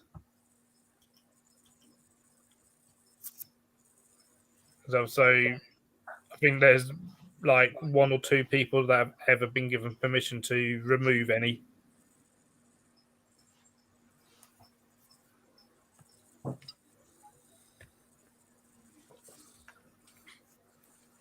And so, and the idea is that they want them bred and put back out into the wild. Why are they breeding them on the island then? Why are they bringing them here? It's just facilities. Facilities. The island is tiny, and there's not really anyone on the island. And basically, it's the habitat is dying out because of an invasive grass. This grass, it's like grass and goats and stuff, and so trying to get rid of those and trying to get rid of this grass is a bit of a nightmare, by all accounts. So, but I know they're wanting to put. Well, they've been wanting to put them back out into the wild for the past. Well, before 2019, they were hoping to put some out, but the government of the island is being really, really slow on that front of actually giving the permissions to start releasing captive bred ones into the wild. Any advice on keeping Brazilian jewel? Got one coming Friday. Is that the Delicatili diamantinensis? No, that'd be Caledonia, wouldn't it? Brazilian jewel? Or is it the Caledonia? Or I'd guess Caledonia, but I don't know. Never kept if it is. The Caledonia, you need lichen. So if it's a T Caledonia, you need Caledonia.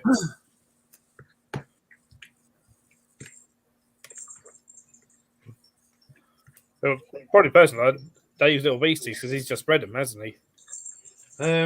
Mark, Hadley Davis. He's had, my God, 4 or 5 egg sacs off him over the course of the last 2 years. Dave's wee beasties, again, he's had an egg sac very recent. But the whole idea is you need cork bark where they've got a little room to make a trapdoor. The trapdoor's made out of web, but then you need lichen. What you do with the lichen is you add it to the enclosure, but you powder it up. And then they go down, pick it up, and they'll make their trapdoor out of that lichen.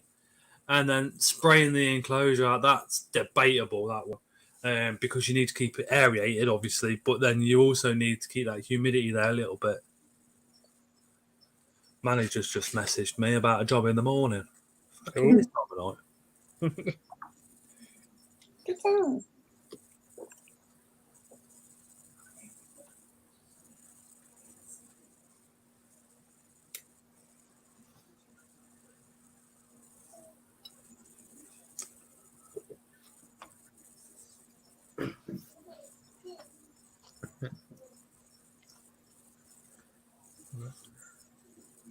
No, if I had it my way, I would have a hell of a lot more inverts and reptiles and amphibians at the park. I would just have a park full of reptiles and amphibians and inverts.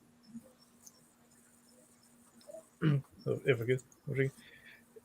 It's a Copperberg, passion fruit and orange, which I've never had before. It's quite nice.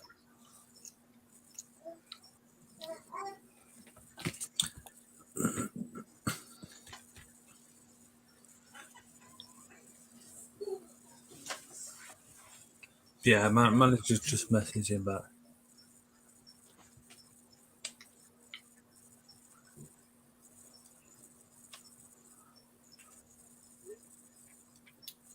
Yeah, sweet has. Looks like I'm starting work an hour early in the morning. And so as another genus that I would love to work with, parchula snails. Extremely endangered snails. Let's have a Google. How are we spelling that? Partula, I think. There's a species that looks like a nipple. Yes.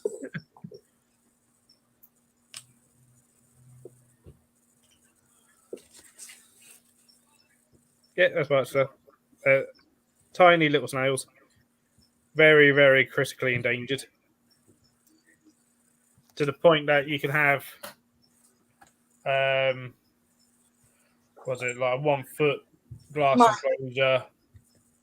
Basically, you know, the very cheap like starter aquariums that are really shit for fish, that you get at like B&M or the Range or whatever. They're like a tenner. Yeah, yeah. You know, an enclosure, like, although, and there'll be 20, 30 snails in there, and there'll be half of the world's population.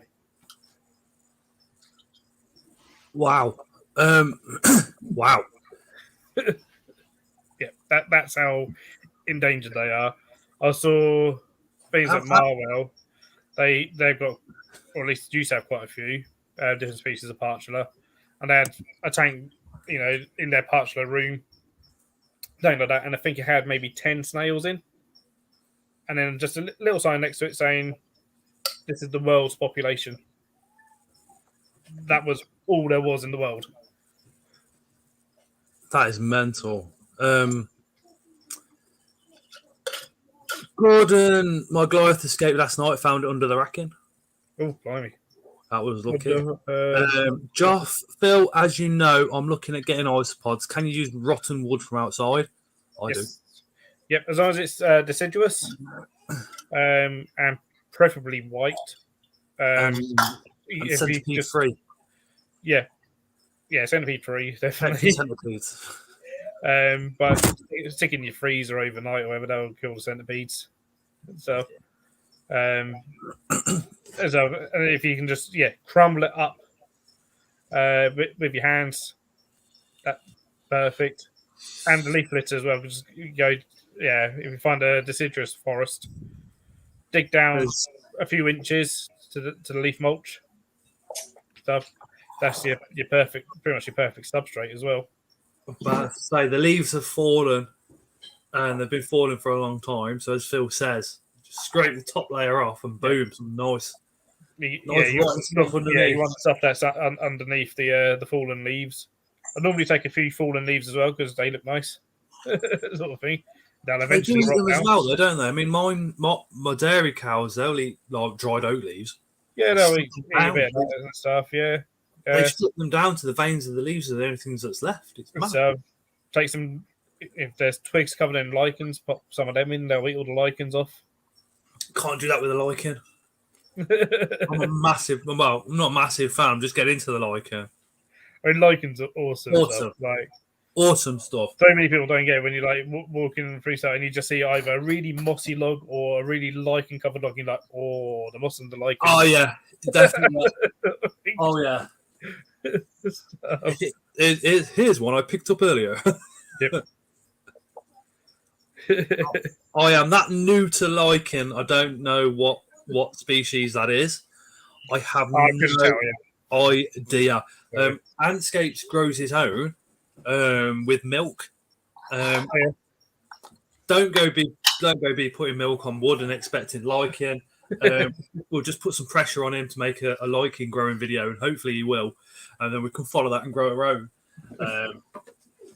But I like nothing more to see a bit of lichen in a bioactive. Yeah, it just looks so nice. It's just part of nature. So I'm always round the park, if we've had a windy night or whatever, and there's loads of twigs that are falling down there, I'm always then gathering them up before someone, especially the best looking ones, before someone then rakes them up and chucks them out somewhere. I'm like, no. I want these. Come back, Michael. Because I use it for food for the millipedes and the cockroaches and stuff, and snails, because it's all good food for them. Leah says I've got bags of leaves now because I need to keep some for the rest of the year. Dry them, bag them, sorted. Joff says, cheers, bud. Definitely interested in getting some isopods. Get isopods. Isopods are amazing things. I love isopods. Yeah. How's the Panda Kings coming along on that one, actually, Phil? Even more babies. When are you going to sell some? I want some. Literally, when they're like overflowing the tubs. I'm toying with moving them into a bigger tub, but I'm also like, If I do, then they die. It's kind of like they're doing so well in what they're in at the moment. So I might make a bigger tub and just move a few and see how it goes. Sort of thing to give them a bit more space. I've seen isopods like being sold quite expensive, all the rest of it. As you know, my Klug is I spent £15 for 10 from the Bristol show. I then bought 16. I bought another 10 for £16 posted, and then recently from I think it was the Bug House on eBay, I paid £8 for 10 posted. Nice. So I basically just saw them and thought, you know what? If I've got three different lines of DNA in there, that's going to help them out in the long run. So I was like, yeah. There's babies in there now. Sometimes don't realise.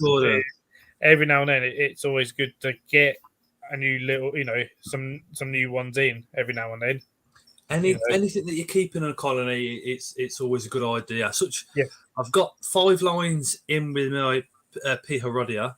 The bigger terrace, there's only 1 line in there at the moment, so I do need to whack some more in. Yeah, but the horror, I've got yours, and then Steve Thornton gave me some as well. Well, actually, I swapped with some of my Gut and the Penis assassins, my yellow spots. Oh, nice. And so nice. I swapped him, sort of 10 for 10 and stuff. And he Let me know when you're selling a few of those off as well. I will. I've got the white, the yellow, and I want the orange as well. The orange is a bit more the mumbos. Yeah, a bit of a pain to get hold of. Yeah, they were years ago. They were super popular. Everyone had them. I had them and was breeding them and stuff, and you couldn't get rid of them because no one wanted them at one point. And stuff because everyone had them on those and stuff, and then suddenly they're a lot more harder to get hold of. Sort of thing. But I got my yellow spots, getting the Penis at the Sea show a couple of years ago from Arthropodia. Because they had Mumbos, they had Bigotarsus, they had the red spots as well. I can't remember which red spots they had. They had Horrida. So, and they had these, and everyone else was looking at all those other ones, and I was like, I haven't seen this species. Sort of thing. So I was like, well, I'm going to get that species. So no one looked at them. I was like, I'm getting those. And so they were. Don't know if they'll be able to come over anymore because they're from Paris. Arthropodia, they're fantastic traders. From where? Sorry. From Paris. Arthropodia. Brilliant on their mantids. Brilliant on their stick insects. Beetles, assassin bugs. So I had a few bits from is it Bugs? Not Bugs UK. What was it now? Bugs. Might be Euro Bugs. Can't remember, but they're a French company, and I looked on their website about a week ago. They had nothing for English postage. Yeah, and whether they'll be able to come over is another. They're on the list for the BTS next year, but I don't know how because the BTS are saying they're sold out for tables, and I've got all the usual European traders on there that they normally have, and I'm like, okay, how have you wrangled it? But no one else is, because C's have said they haven't got any European traders for January because they're not able to come over. Probably the same way, like Spider. Is it Spiders EU that send out on the bus? Oh, who's the one? Who's the Polish trader that will? You can either get it posted before Brexit, or that they drive it over to you. So that's probably how they're doing it. Is literally just put it in the back of a van, drive, and then hope they don't get stopped, turn around, and go back home again. But I will see because Arthropodia. If you want stick insects, mantids, beetles and stuff, they're the guys because there's a bit of a language barrier because their English isn't it's better than my French.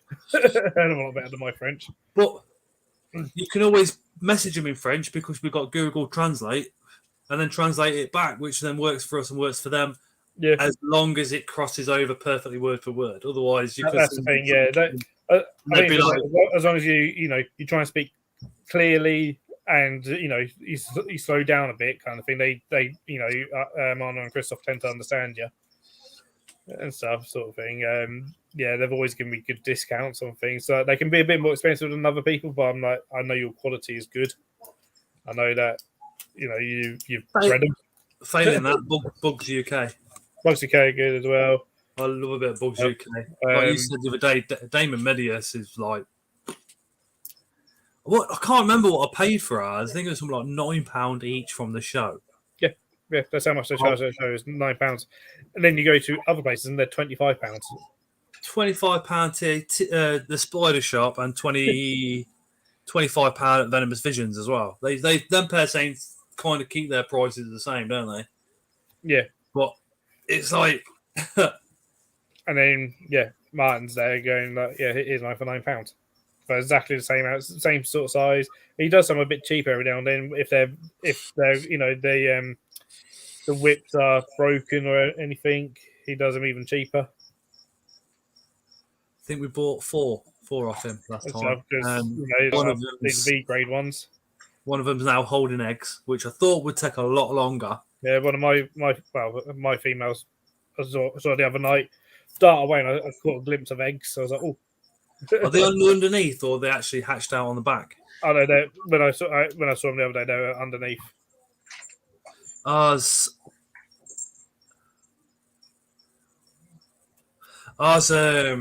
The original female we bred took us about a year for them to pair up.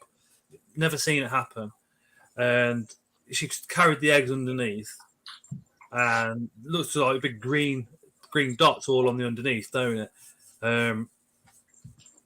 And then we get sort of one day, and they're all on her back. They grow up, start moving around, all the rest of it. The male's still in there. The male passes away, and then she started carrying eggs again, and I was like, "Wow, awesome!" But then while she was carrying the eggs, she went into she tried to molt, yeah, and that killed her off. It was like, I had that happen with Damon John Stoney. Yeah, I managed to get hold of a pair of Damon John Stoney from Clayton Patilla. Yeah.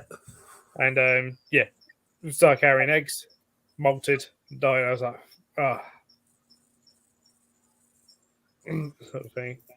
But I've bred Damon variegatus at work when we used to have those.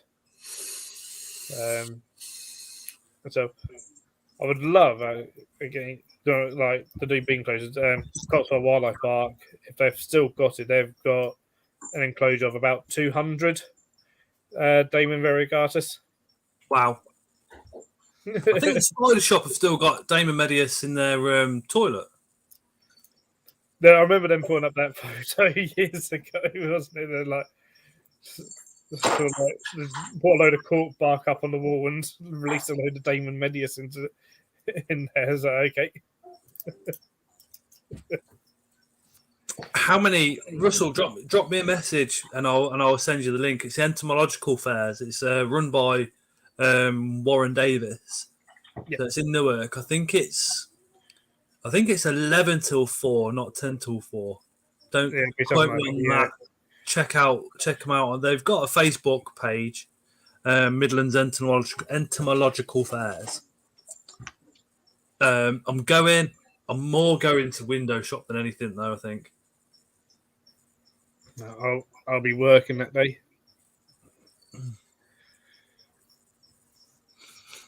There you go. Gordon's just whacked it in.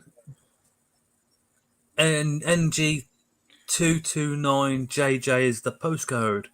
Yeah, Leah says that picture is still being circulated as an online nightmare pic. Mad, isn't it? For us, it's like, wow. And then for other people, like literally running away from it. Yeah, that's it. But it's a bit like, Buzz again there, because they've recently moved all their stock to the zoo that he's doing. but in his old Hey, Ellie. breeding sheds, which is like what's it, like a 90-foot long shed, I think. I think he had, and he would just have various huntsmen just loose in there, along with the Nephilas and everything else. And just Wow. I think he had, Just walk in, pick one up, post it off. they're just breeding there and stuff, and that's how he done it for years. Sort of thing. They'll eat all the loose crickets. He'd see him around like, here's a cricket, sort of thing. And stuff. You just walk in with a box of crickets and go. Just release stuff, So was it Heteropoda Binturongs? Just had them loose around the place. I think like the Cameroon crab spiders and stuff. I think he had those loose at one point. Just he had them free ranging. I think. Guys, I'm gonna shoot. Okay. I've got one of those. They're quick. Yeah. I think I'm feeling the same, Ellie. To be honest. So we're gonna end the stream in a couple of minutes' time. Ellie, thank you so much for popping on again. That's all right. See you next week. See you next week. Bye. Bye. Yeah, we've got a Cameroon and it is rapid to say the least. Rapid. Hey Lee.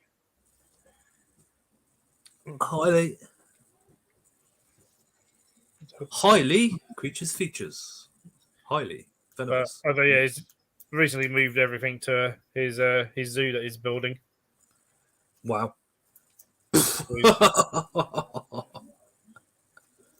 He's building the will be the sort of the largest pure invert zoo in the UK. Wow. Sort of thing. So, and actually, for spider people, actually go to London Zoo. They've got a walk-through spider enclosure. Wow. So it's Nephilas. You go through and walk through amongst Nephilas, and then they've got the social Stegodipus as well. Wow. I wonder how much that is to get in though. Well, I think it's like probably like 25 quid or whatever for the entrance fee for the zoo. I wonder how many people bypass that part and don't go in the. It's fairly popular. When they done that, we had they presented at the Twig conference. So they got much more, a bigger response to that, and actually much more positive than they thought they would get about In With the Spiders than they did with In With the Lemurs. Wow. Sort of thing, and like they get people that are just curious of it, like In With the Spider, you got a spider walk through, you can walk amongst spiders, sort of thing, because it's all like, where what zoo does that sort of thing? Yeah, definitely. We've done that, and so it's fantastic because they've got a whole bunch of Nephilah in there, and so and it's so what? Well, I mean, I don't know if it's still the same now, but because it's essentially a big conservatory. Pathway goes around it, all fully planted, with 20, 30 Nephilah just loose. No, Russell. Hi, Russell. And then the enclosure of the social Stegodipus. And they'll do the whole 2-meter webs and stuff. The Nephilah and stuff. But then you go into the breeding room, and in the breeding room, all the Nephilah are in big nets.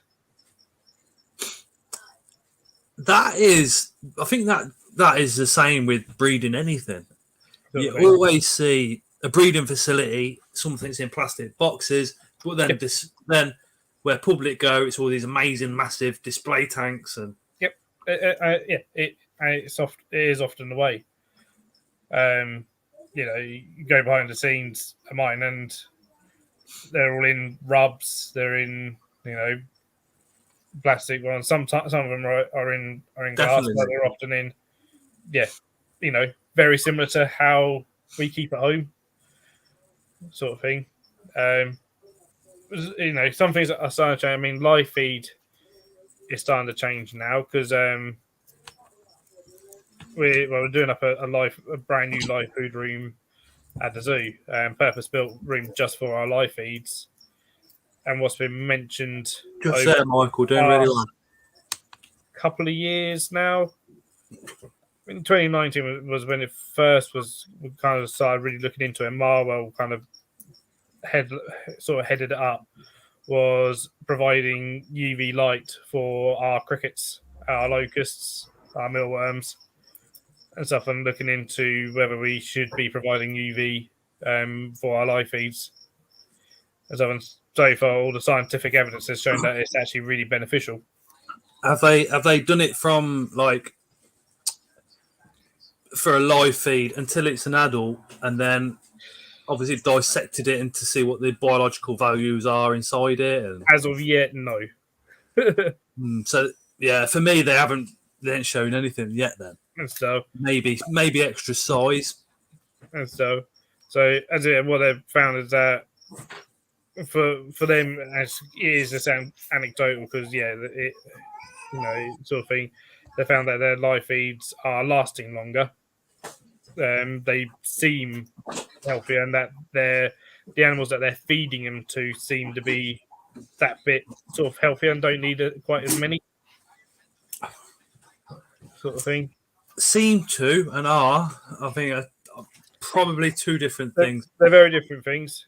I'd like to see the adult crickets literally dried, powdered down, and then find out what's changed biologically compared to ones that haven't had that UV. Because then if they've got an increase in D3 or calcium maybe, or the protein might be more biologically available to your invert, it'd be interesting to see those type of findings. So, yeah, it would. And they may be working on it. Problem is, it takes so long. Oh, yeah. That's the problem. Well, it shouldn't, because you can get a box of crickets and you can put UV light over the top. Boom. Right. You can do that, but doing the research, so the theory behind it is, it's everything behind like the recent paper that came out on full spectrum lighting for arachnids. I think that's been at least 5 years in the work doing that. it's still not enough.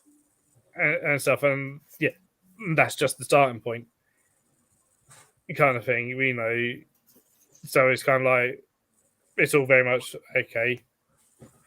Maybe we do a bit here, kind of thing. So it's something that we're looking into here, of like providing UV to our live feeds if we can.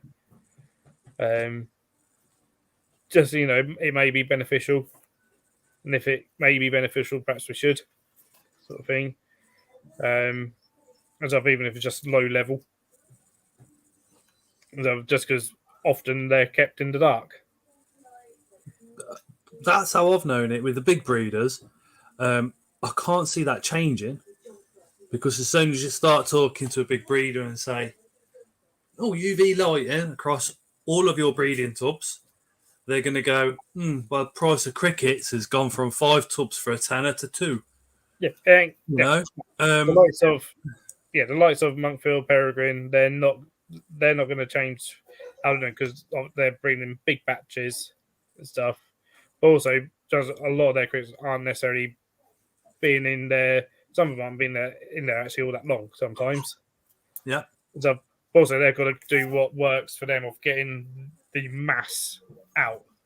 Yeah. And stuff. And again, I mean, was it there's a wholesaler in Germany. There's a reptile wholesaler that pretty much I was being told about this at was it the last one or the Donny before? It was one of the Donnies this year. A friend of mine went over to see this wholesaler in Germany, and expecting it to be very much like any wholesaler. Turned up and it said all the dart frogs were in full planted bioactive vivs. Oh, wow. All the geckos were kept bioactive. everything had full-size enclosures and stuff that you would keep at home. And so I'm now like speaking to the guy who run the place. He was like, "Yep, everything we kept to breed, sort of thing. There's no wild caught. If it's wild caught, we don't sell it, Wow. and that's across the board. Doesn't matter whether it's reptile, amphibian, invertebrate, and stuff." And he said there was only a few things that weren't kept in like really lush enclosures. And the question was like I think it was like a frog species that was basically being kept in, the plastic vented tub that that we all use and stuff. But he said, they're all found these ones were all being kept then like that, and then there was a clean one behind it, kind of thing. And he said there's thousands of them of these. I was like, "What's this?" Is like, "Oh yeah," said these ones we found. We lessened our diet by doing basically giving a full clean every single day. So Wow. each frog, and he said had a good few thousand of them got a full clean every single day. So it's like, right, you're into a brand new enclosure every day. That one gets cleaned out, steamed clean, disinfected, the lot and stuff, and then it's all done again the next day. Stuff, but everything apparently, had UV, had LEDs for full spectrum, had the right infrared if it needed infrared heat.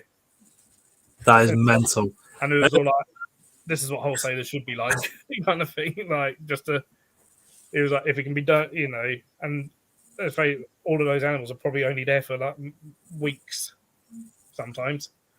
Phil, I'm gonna have to call it a night.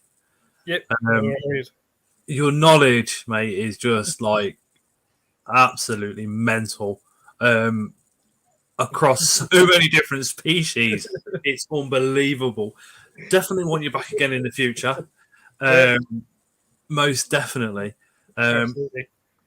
So much more to talk about live feed and UV lighting than what you've mentioned. Obviously, it would be great to have more of an in-depth conversation. Maybe do a live where we just concentrate on looking at UV lighting. Maybe see if we could get Richard in and maybe see if we can't get something from some of the suppliers as well to talk about. Do you know what I mean? Yeah. Or see if we can't get one of the suppliers to pop in. We'd probably have to word it very very nice.